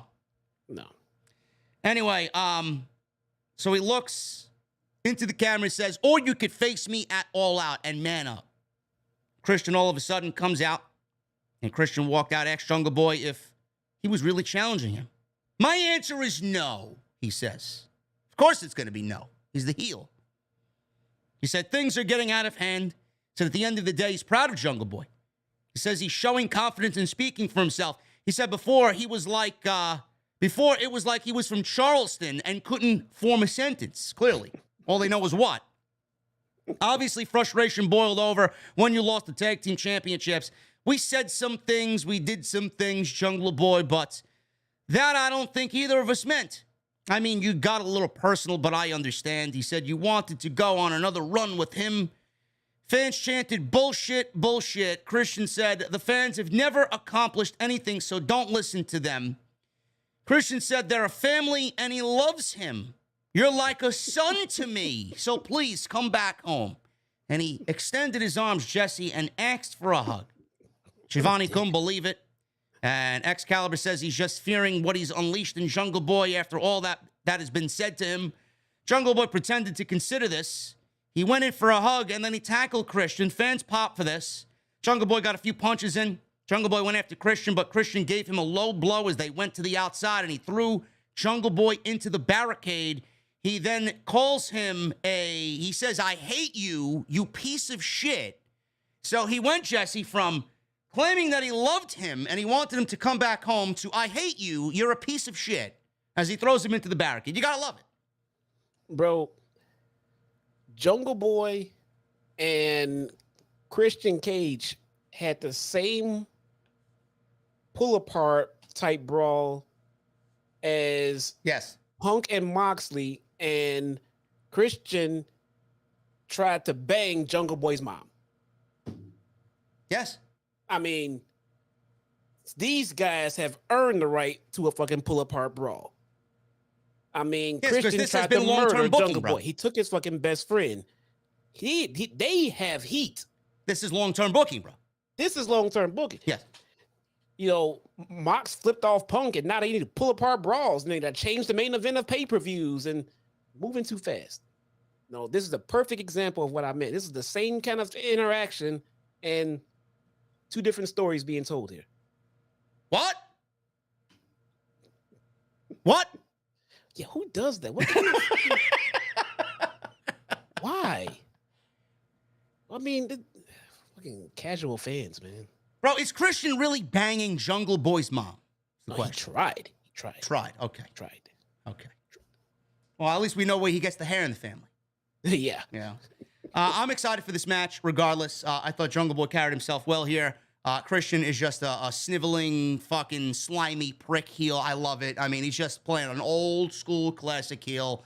Going from I love you, please come home, you're a son to me, to I fucking hate you, you piece of shit on the outside. I love it. It's great. You're a piece of shit. This is going to be a great match. And we didn't see Luchasaurus again tonight, so he is still the X Factor here. What side is he on? Is he going to be with Christian, or is he going to be with Jungle Boy? That's still the question on everybody's mind, that I'm sure we'll find out at the pay-per-view. It's like Kane and the Undertaker all Yes. over again. Yes, Monster Dinosaur. Monster Luchasaurus here. We don't know. Can they coexist? FTR and Wardlow, they spoke backstage. Cash Wheeler said last week they returned and stood side by side with their man Wardlow. Said Wardlow didn't ask for help, but they weren't going to let Wardlow get jumped by them, meaning Jay Lethal and crew. Wardlow said it doesn't matter how big you are, everyone gets power bombed. Dax Harwood said at one time people called Jay Lethal the best wrestler in the world, but he thinks Dax the Axe is the best. He challenged him to a match next week. I'm looking forward to that. That should be really, really good. But, yeah, that's the whole story of this thing, bro. Is Satnam Singh, is he going to get powerbombed at the pay-per-view? Yes, I say yes. You know what? I'm missing that we're not gonna get now because for some reason they had to turn Anna Jay heel. We're not gonna get Christian Cage going after Anna Jay, man. I thought we didn't want no more relationships on TV after what we see with Sammy with Tay, and Sammy and Tay Conti or Tay Mello. You don't have to bring the relationship to TV. All it takes is him backstage, like beating the shit out of her or something. You know, I'm here for it. everybody, we all know that they're dating. They don't have to be out there together, hugging and kissing and shit. But hey, you know, if we go back there and we know Christian Cage is trying to hit up on Anna Jay and everything else, and we know he's supposed to give a shit about it, you know, that's gonna set him off. That'd be awesome. I'm with That would be awesome. I mean, what if fucking Anna Jay takes the fucking, you know, the what is it? The reverse fucking head drop. The head drop? The unprettier. Oh yeah, the unprettier, yes. How odd that would be Baron Corbin on Becky Lynch Yes. type levels of fucking heat. This is the best thing Baron Corbin ever did in his career. Ever. That'd be fucking great. It's a highlight of Becky's career too. Well, I want to highlight it, but she's main event at WrestleMania, bro. Come on. I guess I gotta lay off the Becky Lynch dislike lately, huh? Yeah, come on, man. I know she's been cringing that gimmick, but come on, that's not right. Yeah, listen, man, everybody deserves a second chance. Yeah. You know. Toni Storm. She wrestled tonight. KiLynn King. KiLynn King is a dark VIP, bro. What's going on with KiLynn King? Is she good enough to be on Dynamite here? To me, she didn't look too bad, bro. We have not seen KiLynn King on Dark in quite some time. No, she's been out doing her thing on the indies, but I've always been high on KiLynn King. She looks good. She looks good. Yeah. She looks 6'1". looks good. She can move in the ring. She has a lot of size, but the way she moves, you can't tell. I mean, she's very tall. I think she's over 6 feet tall. She's 6'1". Look at me. She's very good, man. So no complaints about KiLynn King, but we have not seen her on Dark as of late. She's not been around. You know who else is very good, bro? Toni Storm. Toni Storm is awesome, man. Toni Storm is very good, man. This was not bad. It went about 6 minutes. We seen no Thunder Rosa tonight. No Thunder Rosa tonight. We saw her. She was, you know. I might have walked away. She was watching the match sideways. Yeah. Okay. Well, we didn't hear from Thunder Rosa tonight. We didn't hear from Thunder Rosa. No. As far as I'm concerned, that's not really an appearance on the show. Yeah. Just watching TV on the show, but they are. I mean, the seeds could not be any more planted for Thunder Rosa heel turn right about now. I'm here for it, man. We need something new here. So KiLynn King used her size and power here early on against Toni. A little back and forth exchange. KiLynn King hit a jumping knee off the rope. Storm avoided a diving drop kick, went for a DDT out on the floor, but KiLynn King powered through and drove Storm into the barricade.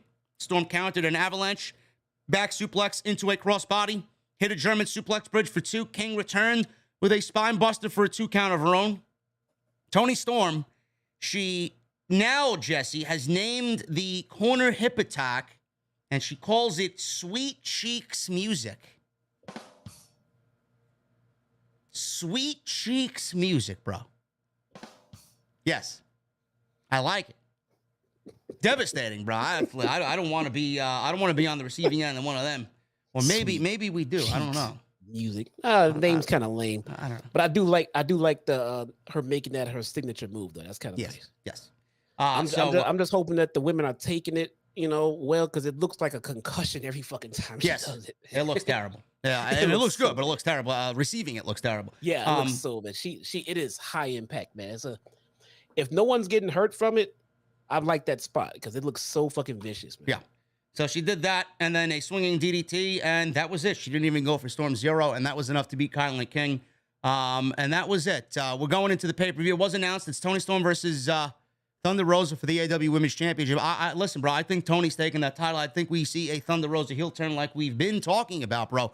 So I wonder who's listening to the show out there, you know? Yeah, I don't know. Who's stealing ideas, bro? Listen, I'll work for free, man. Just give me some notoriety, all right? I don't see Thunder Rosa dropping that title if she's gonna turn heel though. It kind of like this sullies on the, you know, her turn if she just lost the fucking title. You know, she should be a fucking complete bitch as a champion. You know, and then give her fucking stable and then make her more interesting. But she loses that title and turns heel. It's already starting off on the wrong foot. Yeah, I guess that makes sense. So she wins, and then we go in for a nice little hug or a handshake, and then she blasts Toni Storm. Yeah, I'm thinking they both go in as baby faces, and someone has to come out heel. You know, in my world, I want Thunder Rosa to turn, but logistically, I don't know who's gonna do it. But two baby faces are going into that match, and someone's coming out heel and champion. So does this mean Toni Storm, Britt Baker, and Jamie Hayter are going babyface? Could be. We haven't seen them in a little bit. I'm not sure if they're gonna factor into this feud at all. I would assume so. Yeah, I don't know. If Thunder Rosa's gonna go heel, maybe she lines herself up with some muscle. Renegade twins, bro. I don't know, man. I don't know. I have to see a little bit more of these twins here. Renegade twins are good. It would fall completely in line with the way they've been doing things as far as having a veteran mentor younger talent. You know, same as the BCC and everything like that. Thunder Rosa will be a fantastic mentor for the Renegade twins. All right, we'll see what happens. It should be a great match. Their first match was great. So hopefully they are given a little bit more time, more so than 10, 11 minutes to do what they did at Forbidden Door, and we get another banger from Thunder Rosa and Toni Storm. AEW Rampage on Friday is looking like this. Trios Championship. We got Best Friends versus the Trust Busters. Thank God Sonny Kiss is not involved here. We'll be on the show, though. Oh, so yeah, I may actually tune out. Oh, it's be at ringside and everything else, bro. I may tune out here. Athena versus Penelope Ford. Claudio will speak. He's not versing anybody. Hook versus Zach Clayton, who is the husband of JWoww. Mr. Snooki. From JWoww. JWoww, yes, from Jersey Shore, which, believe it or not, my apartment in Atlantic City, they are filming Jersey Shore family reunion literally 3 blocks from my apartment in Atlantic City. Fun fact. I saw the house and everything. I walked by. I played mini golf out there. Walked by the house. Yeah, they had a fucking guard dog. They had a guard dog outside the house waiting to fucking eat my goddamn face off. Listen, bro. Listen, man. If I had an opportunity to party with Paulie D, bro, I have a couple of drinks with Paulie D. Get out of here, man. Get out of here, bro. Fucking Jersey Shore, man. AEW Tag Team title. Swerve and Our Glory versus Private Party. That's all on Rampage. Dynamite next week. Death Triangle versus United Empire. Dax versus Jay Lethal. And Punk versus Moxley. And right now, All Out shaping up to look like this. Thunder Rosa versus Toni Storm for the AEW Women's Championship. We got that 6-man tag with FTR and Wardlow versus Jay Lethal and crew. We have Jericho versus Bryan Danielson. We have Ricky Starks versus Powerhouse Hobbs. Christian Cage versus Jungle Boy. And what am I missing? The Trios final, right? Tag team title possibly on the line with Swerve and Our Glory against who? I don't know. Right. What am I missing? I know there's something else. I don't know. No. Shaping up to be a decent show. Yes, it'd be a fantastic show. Yeah. Maybe it's Jade has nothing going on, right? Maybe it's not. No, Jade has nothing. Maybe Jade versus Athena, I'm assuming, is going to be added to the show. Maybe we don't get a 5-hour show. Hopefully. I'd love to be on the air at 11 o'clock, 11:30, instead of 12:45, going on 1 a.m. in the morning. Yeah. So I don't have to hear from this guy. I got to get sleep. I'm fucking tired, man. What the fuck? My wife is calling me to bed. I got a life, bro. Leave me alone. I had 4 drinks. I don't want to talk about wrestling. Oh, Jesus Christ, dude. Main I want to event. be up to fucking 3 o'clock in the morning fucking Listen, arguing man. with you. Listen, man. I'm the only podcast, bro, that could go till 3:30 in the morning and still have 4,000 people listening to me fucking read super chats, bro. What does that say about everybody else? Assholes stay up very late, man. Yes. What can I say? Trios title tournament starts tonight. We got the return of Kenny Omega. I wish we talked about Kenny Omega a little bit more, but there really isn't much to talk about. He's fucking back, and he's factoring into the Trios tournament. There really isn't any, like, unbelievable news we're going to talk about with Kenny Omega. Thank you. I mean, is it me, or is it just like Kenny's back? He's in the match. He won. Yeah. That's it. See, that's it. It's basically it. I mean, what the fuck? You want us to sit here to talk for 20 minutes about Kenny Omega's return? What is Kenny Omega going to do? How did he look? What is he looking like? Did he change his hairstyle? Did he come out to his theme music? Like, it's Kenny fucking Omega. He's back. AEW's closer to being at full strength. Good. It's a beautiful thing. Yeah. And we got a tournament that started off on the right foot, a great foot. This was a great match. Yeah. So they're telling this story. I think Kenny Omega's good to go. Otherwise, he wouldn't be out there. He's not that type of guy. I look at him. I look at him as a perfectionist. So they really egged it on. The commentary egged it on. Is he 100%? Came out wearing the arm sling, and his body was wrapped, and he didn't take off his shirt. You know. Yeah, he's fine. He's fine. He's good to go. So we got Lee, Dragon Lee, and Nick started this thing off. Nick hit a Escalera arm drag. Lee was in there. He looks great, Dragon Lee. I love him. So he was quickly taken out by Bucks and Omega. Omega tagged in, huge ovation, and he was wearing this compression shirt, and he had the thing over his arm and arm brace. Took out Lee with a springboard, landed the 10 punches in the corner, really went at it. He tried for at least a little bit of the you can't escape, but tagged out instead of finishing it. Omega and the Bucks hit triple team, tag team moves to regain or maintain control in this match. Then we got Andrade tagging in, and then he was in there with Omega, and I'm like, this is an interesting match here. I love to see these guys go at it. That's a main event match waiting to happen right there. So He's never faced off? They have, but not in AEW. Okay. Yeah. But this was a distraction from Jose. This allowed Roosh to attack from behind, and we got Andrade and company taking control. So Omega was being beaten down. He reached Nick for a hot tag. He fought off Andrade and Roosh. Nick landed a step-up flip dive, and then all three of Andrade's guys, or two of Andrade's guys, including Andrade, hit some big moves. Andrade landed the double knees in the corner, and they isolated Matt in their portion of the ring. Big double team moves coming from them. There was a lot of commercial breaks in this thing. A lot of commercial breaks all throughout this show. So Omega got another hot tag. He came in, Snapdragon suplexes to everybody. One to Andrade, one to Roosh, one to Dragon Lee. Dragon Lee got the worst of it. Bucks hit simultaneous super kicks before Matt hit an assisted buckle bomb and a cannonball senton on Dragon Lee. All three landed super kicks, but Andrade broke up the pin. Bucks took out Roosh and Andrade before Kenny fired up the Terminator dive. But Lee cut off the dive. Omega took care of him, threw him back to the outside. He went for it again, and then Jose fucked up the second attempt of the Terminator dive. So Andrade and company set Omega up on the guardrail. This was fucking ridiculous. They moved the guardrail closer to the ring apron.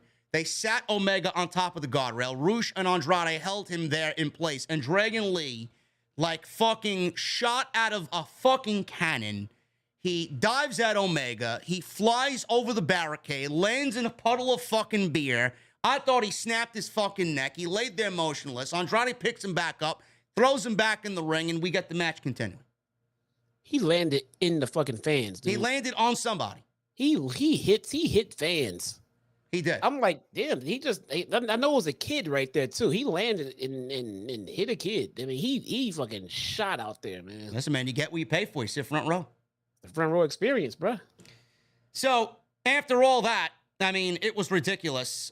They rolled him back into the ring. Lee covered for two. Andrade came in, climbed the ropes. Nick cut him off. Dragon Lee took out Nick with a Hurricane Rana to the floor. Andrade went for his moonsault. Omega rolled out of the way. He did a standing moonsault. You know, Charlotte's watching this somewhere at home. Honey, how do you do that? You know, how do I do this maneuver? I can't compute. You know, she does it and it looks terrible. Andrade does it, it looks perfect every time. So Omega rolled out of the way. Andrade sprung over again for a near fall. Andrade hit the hammerlock DDT, but Matt pushed Roosh into a pile of bodies here to break up the pinfall.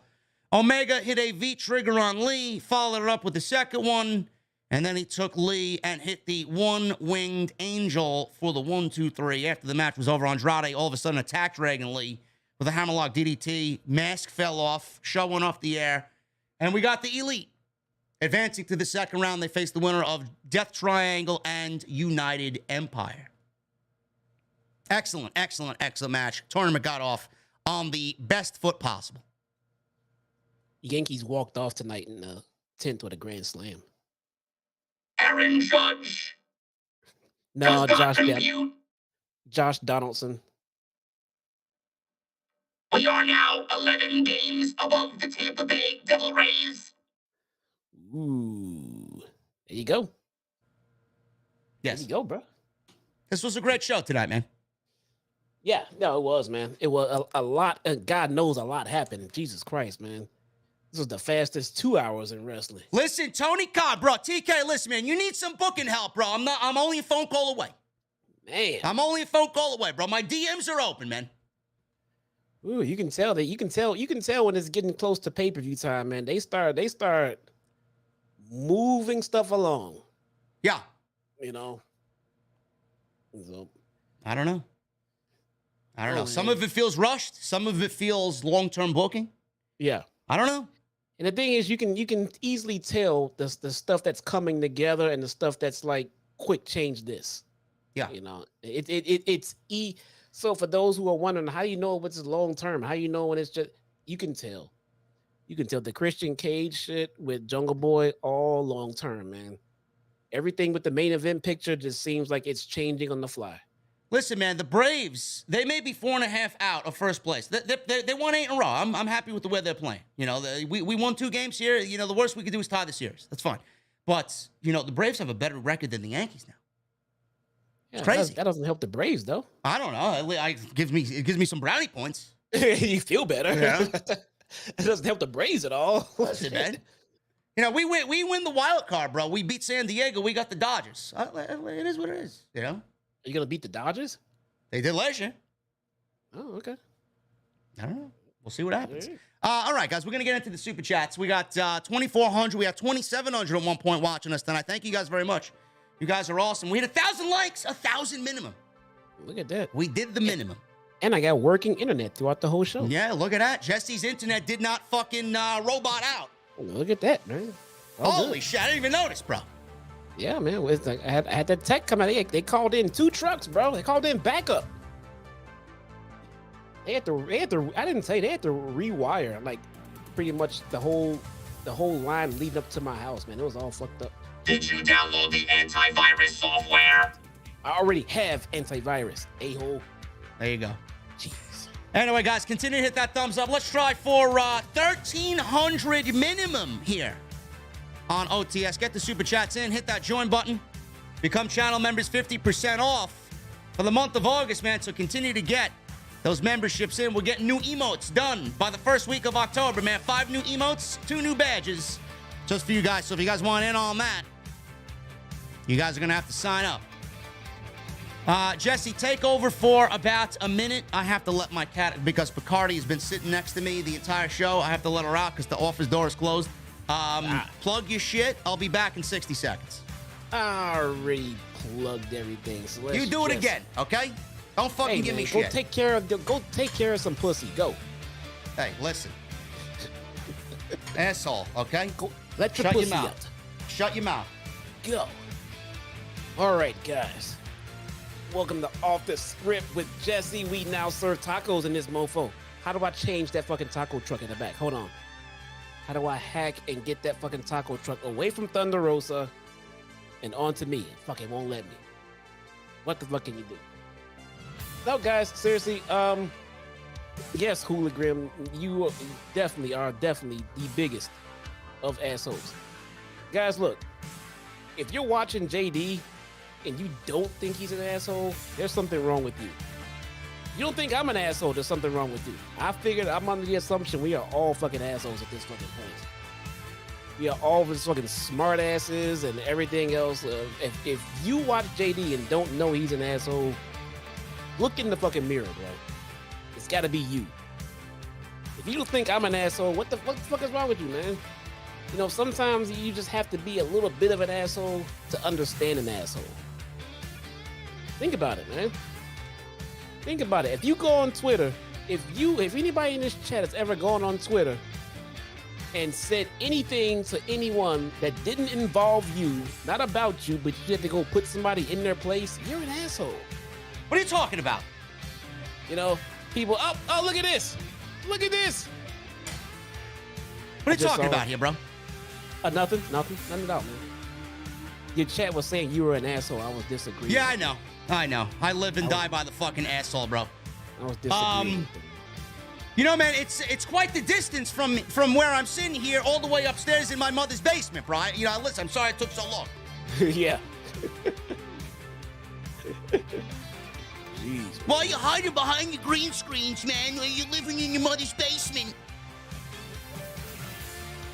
I don't get that, man. These people, I mean, they donate enough to know you don't live in your mother's basement. Listen, man, if they saw where I am, give me a fucking break, bro. Oh, yeah, I know, right? Listen, let's get into the super chats. Let's start at the top here. Yes, that was Bacardi. I had to take Bacardi to the vet, man. Very sad. She's fine. How's she But doing? Wait. she's 20 years old, bro. And the vet told me I need to change her food. She's got the very, very, very early stages of kidney disease. Oh, no. So, No. you know, it's... I may have to take a couple of weeks off, man. I may be inconsolable here. She's 20, man. Yeah. Oh, my God. Yeah. She had a She don't look very 20, long though. fucking life. That's great. She don't man. look 20, though. I'll tell you that right now. No. That's awesome, man. Good. Who do we got here? We got D Bastardo.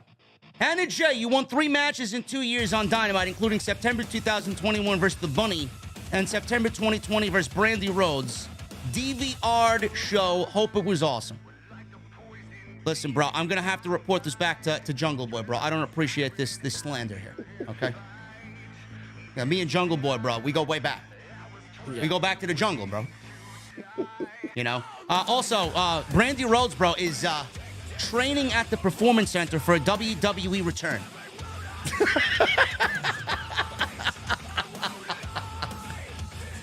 Oh, man. I knew he was going to do that, man. I know he was going to do that. Bro, listen, I know you're anticipating this highly regarded debut of Brandy Rhodes.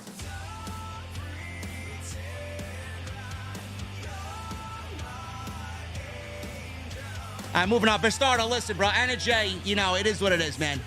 You DVR'd the show. It's a good watch tonight, bro. Michelle Moran with a $2 super chat. Garcia and Bryan was gold. Garcia face turn soon. Looks like it. Oh, yeah. Oh, Blackpool Combat Club coming for Garcia.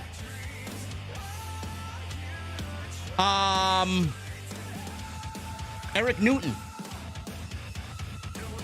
What is she doing? She's looking in my refrigerator now. But she wants back in? Yeah.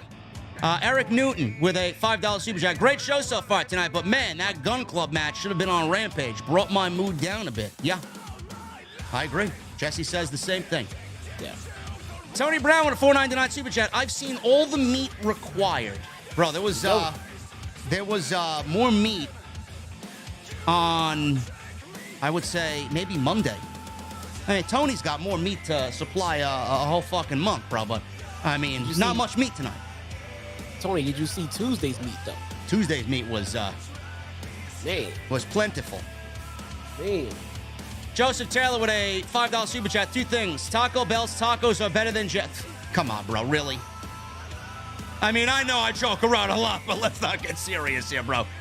That's just disrespect. Taco Bell's tacos are better than Jesse's tacos. My 4 favorite Saliva songs are Superstar, Always, Ladies and Gentlemen, and Hunt You Down.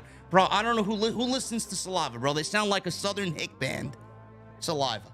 But my tacos suck. Yeah. You listen to Saliva. I win. Joseph Taylor, that was an L-like comment, bro. I'm sorry. I'm waiting for the new Megadeth out. Somebody got banned in the chat. Oh, this music sucks that JD plays. Yeah, listen, man, if I could play what I usually listen to, you know, I would. Otherwise, I get a copyright strike. And we don't want that. I got to make a living here, you know. Drew Gilmore, buddy, what's going on, man?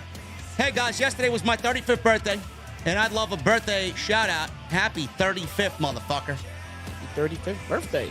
Let's give my buddy Drew Gilmore some birthday cake emojis in the chat.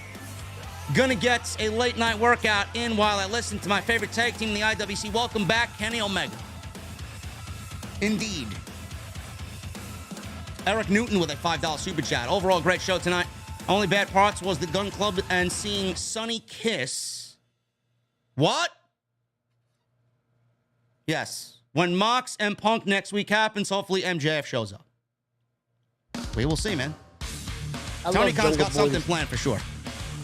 I love Jungle Boy's reaction to the what chance. He seriously looked back like, what the fuck is what? Yeah, he looked back like really, guys? What, I'm the seriously? baby face here. I'm not the heel. Where are we? No. We're in West Virginia. Fuck. Seriously. Sinister Classic with a $5 super chat. Seems like Jungle Boy is stealing all the spotlight from Luchasaurus, and we will see him turn soon. Also, Rosa lost that smile tonight. Turn coming, yes. Rosa is losing her smile, bro. She looks good either way. It doesn't matter. She's acting a little bit more intense in her recent like podcast and interviews and shit. I mean, she's out there just claiming her shit. Like, I'm trying to fucking better this division. I'm trying to do what's best for the fucking women around me. You know, she's being a little bit more aggressive in her interviews as of late. Yeah. You know? We got a $1.99 from Damien. Jeez, AEW can't go a week without someone bleeding. Bro, the blood wasn't plentiful like it was last week. Come on. Yeah. I mean, it was very tame tonight. Last week. But that's what Bryan has come to AEW for, bro. He wants to wrestle. When you wrestle, you bleed. Yeah, man. Go watch some old fucking WCCW, fucking AWA shit, man. Boogie Ring announcers down. start to bleed. I'm sorry, what'd you say? The ring announcers bleed. Yeah. We got Boogie Down with a new membership and Hoyt Reynalda with a 7-month recommitment to the VIP club. Thank you, gentlemen. Boogie Down, what are you drinking, bro? Michael Crowley with a $10 super chat times 2. How about at Survivor Series 2023, along with War Games, do a Forbidden Door concept? Either WWE versus Japan or NWA or Impact or even NXT. They can do 5-on-5 elimination or adopt a G1 climax format. No. Now just give me War Games and just leave it at that.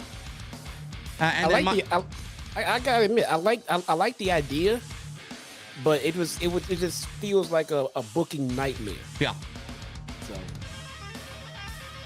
Good imagination, though, Michael. Also, he says, thoughts on bringing back Tyler Breeze, a Riker-less Forgotten Sons, AOP with Paul, The Ascension, or TM61. Also, may I earn your email so I could share more creativity with a craftsman like you?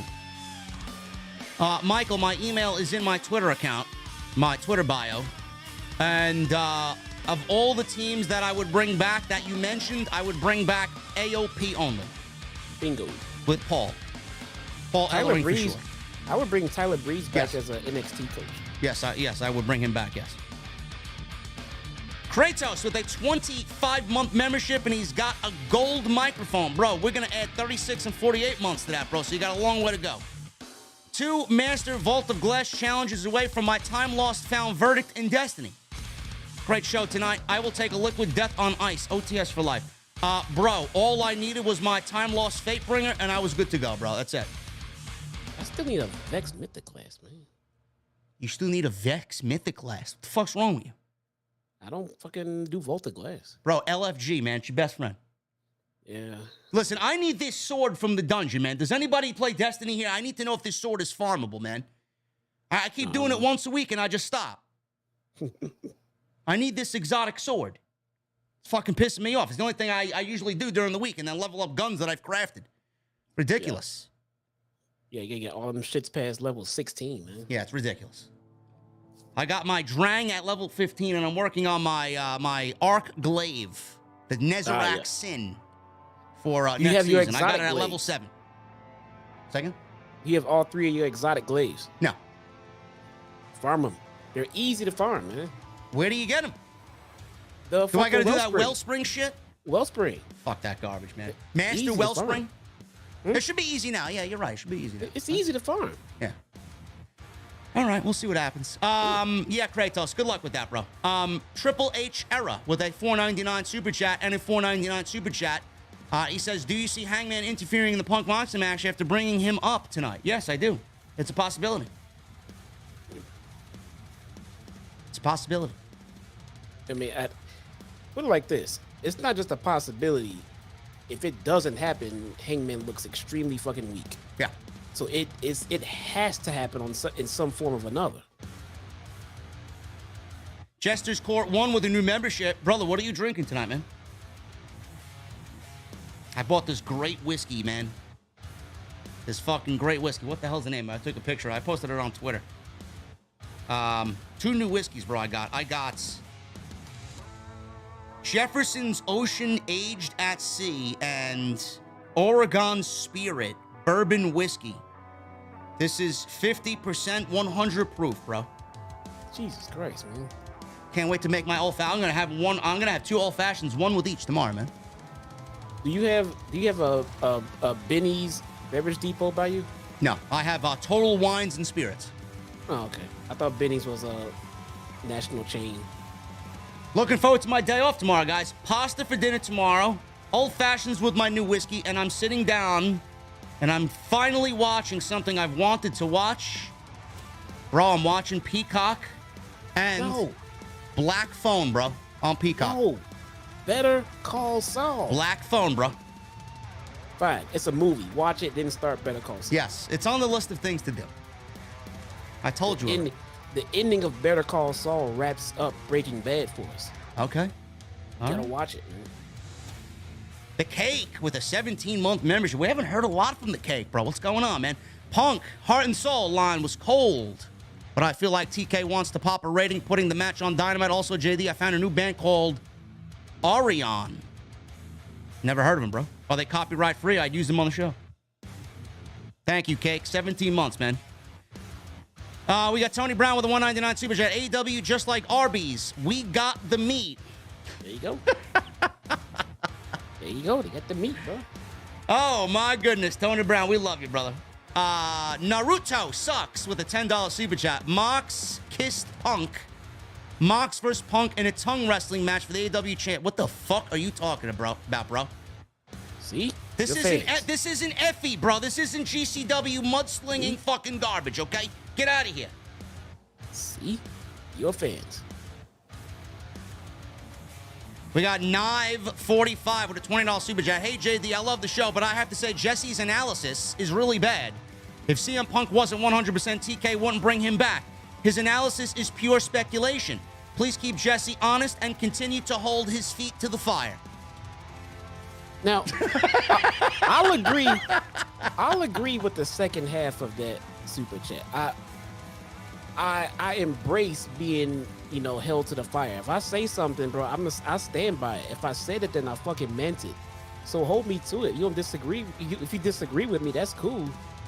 But what I'm saying is not idiotic or way out of fucking left field. It's just what I'm thinking at the time, and there's reason for it. Doesn't make it crazy. Doesn't make it right. It's just what I'm anticipating. But yeah, help me to the fire. But at all time, I appreciate it, man. You got to, because I do the same for him. I hold him to the fire when he says something. Yeah, he does. So, by all Getting means, text during my live streams. Oh, you said this, blah blah. I'm like, fucking yeah. Why would you say this? I mean, all the time, bro. We do it to each other all the time. So by all means, man. Knife, thank you for the 20 in Canadian, bro. Issa, thank you again for the 14 months. We love you. I love you. I don't know when you're gonna be back here. Listen, I'm not going to Chicago, so we're gonna have to put off our the fuck am I saying? We're gonna have to put off our media sit together at the show for Full Gear. Did you ever hear back from that DM you sent about Chicago? What DM? DM you sent about the press passes. For who? You? No. So about you not getting your press pass. Oh yeah. I'm just not going. I figured it's. I'd rather go to Full Gear, but I can't do Chicago again, bro. You can't do it. Okay. Yeah. What's wrong with Chicago?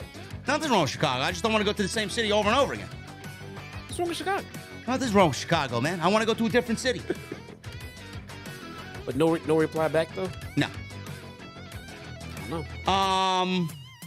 Will Bennett in the chat. You got an OTS Destiny clan. I do not. No. Joey D with a $5 super chat. Any relation to Tony D? Angelo. Why is WWE so successful? Why is Paul Levesque running his promotion better than Tony Khan is running Wednesday night and Friday night? Long term, I may have to do it, bro. I don't think Tony Khan would ever invite me to another fucking media scrum ever again. Yeah, really. Tommy Brannigan with a $5 super chat. Rampage is a waste at 1 hour. It needs to be 2 hours. It needs to be live just like Dynamite. Absolutely agree. Sean Watkins with a 10-month membership. Thank you, brother. CM Punk wins at All Out. MJF returns and attacks him to continue the feud and chase the world title. Just watch. Maybe you're right, bro. We don't know. We'll find out next week. I don't know. Yeah, so many moving parts right about now with that title. Yeah. Captain Solo with a $5 super chat. Great show, guys. Keep up the great work. Triple H and Tony Khan are the greatest. They're doing their shit, man. Gotta love it. Wrestling fans are eating good right now, man. Yeah. Podcast is thriving. My audience is bigger than it was 5 weeks ago. Love it.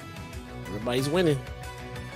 James, $5 super chat. That kid got blasted by Dragon Lee. Go back, listen to it. The kid was like, Daddy. I was in tears. I didn't hear that, man. I got to go back and listen to that.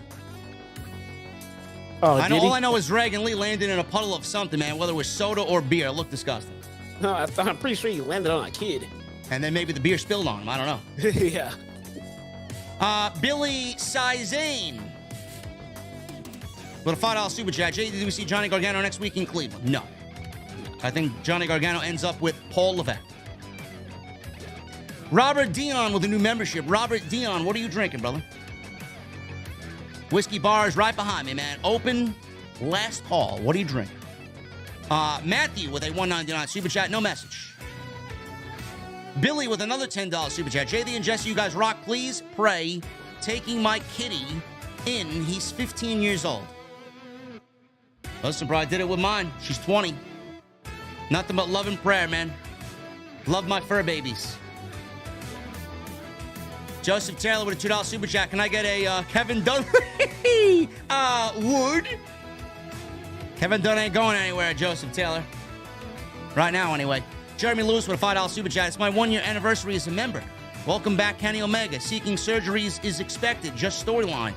Jesse's tacos suck hard. Cheers, JD. Jesse, what did you put in the tacos tonight, bro? I changed up the recipe a little bit. What are you going to do? We got a super chat, $4.99 from Hooker T. Okay. All right. Oh, my God. Gotta be my new favorite name. Hooker T with the $4.99 super chat. Stone Cold Austin Riley met his counterpart, Bret the Hitman Batty, with that first at-bat homer tonight. Let's go, Mets. Yeah, the Mets squeaked out a victory, bro. I wouldn't be too over the moon about winning that game tonight. Jedi Joker with a $5 super chat. JD and Jesse, if you are interested, I'm thinking about starting a free OTS community fantasy football league on ESPN. Anyone is interested, hit me up on Discord. I quit fantasy football. I don't play fantasy sports, bro, but have at it, man. I'm sure you get some interest. John L. with a $4.99 super chat. Punk Mox held back by the same security Wardlow beat for weeks is lame. Is that what happened? Should have had Ward feud with Brian Cage or someone instead of this crap with Sterling. I absolutely agree, bro. Absolutely agree. It could have been anybody. The fact that he couldn't find somebody for Wardlow, bro, is just inexcusable. Yeah, they may need to reevaluate this Sterling guy, man. I mean, nothing is working for him. No. It wasn't working for him with Jade. It's not working for him now with Tony Nee. It's just not working for him as far as managers go. No. Change it up. James with a $5 super chat. Jerry and Jesse, would you like for me to mail you guys some Tennessee Old Smoky Blue Lightning 128 proof moonshine? Oh, Jesus Christ. Bro, I don't drink moonshine, bro. You can send me some of that fucking cookies and cream or cookie dough whiskey, bro, if they got it down there. I'll gladly take that, bro. I don't drink I can't make my old fashions with moonshine, bro. Those I'm seeing like flavored moonshines in like the mason jar bottles at the liquor store. Is that legit actual moonshine or I don't just think so. Yeah, that's what I mean. Is it like legit real fucking set it on fire and you blow up type moonshine? No, I don't think so. Oh. I appreciate the gesture, James. Hit me up, bro. I really want to try some of this cookie dough whiskey, man. Make some old fashions, but I got some recipes brewing in my head for the bar downstairs. You know, my mother's basement. Mother's basement. You know, where the green screens are. That's hiding in my mother's basement. You know. Yeah. Bushi Clementine with a $10 super chat. Two things. Yes, Chicago, we assholes do stay up late, thinking of ways to do better a-holes. And your tacos are as useless as Cornette's booking. Legit love you, bro. OTS for life. Hot tacos are not fucking bad. Fuck off. I don't know, man. I don't know what you put in the tacos tonight. Tacos are awesome. Vincent Tarantini with a $5 super chat might get to break out my OTS sign for AEW 1026 and Raw 1128. Jesse and JD, you are number one. It's great, bro. Appreciate it. I will not be available, by the way. I will not be available for the middle of October for Dynamite. I will be traveling to Ireland. I'll be gone for 5 days. There we go. So you may have to do a Rampage or a Dynamite review by yourself, bro, on your channel. There we go. I'll leave you to steal Sap's audience. Yeah, I got this, man. Or Solomonster's audience. I got this. Nobody else matters in the IWC. I mean, it's just us three, really. Yeah, I'm gonna miss a show or two in September as well, though. Talk to you about it later, but I think like early to mid-September, I might miss 1 or 2 episodes. Okay. Just let me know. Yeah, important shit going down, man. There you go. All right. Yeah, guys, we are about to get out of here. And I don't know. What's up with that turn at the end for fucking Dragon Lee? I don't know, bro. I don't know what the hell happened there. I mean, just so much happening so fucking fast, dude. I don't know. Anyway, guys, I appreciate you all for stopping by. We had nearly 2,700 people tonight. Kenny Omega returns. Number one in the IWC as always. 136,000 plus is achieved. Podcast is rocking and rolling. I will be, if there is news, I'll be back with an extra tomorrow. Go check out the extra that I uploaded today, man. Lots of good stuff in there. And then I'll be back live on Friday with SmackDown. I wonder what Triple H has got planned for SmackDown. Always something going on with Paul Levesque. And yeah, continue to hit that thumbs up. Thank you for the super chats tonight.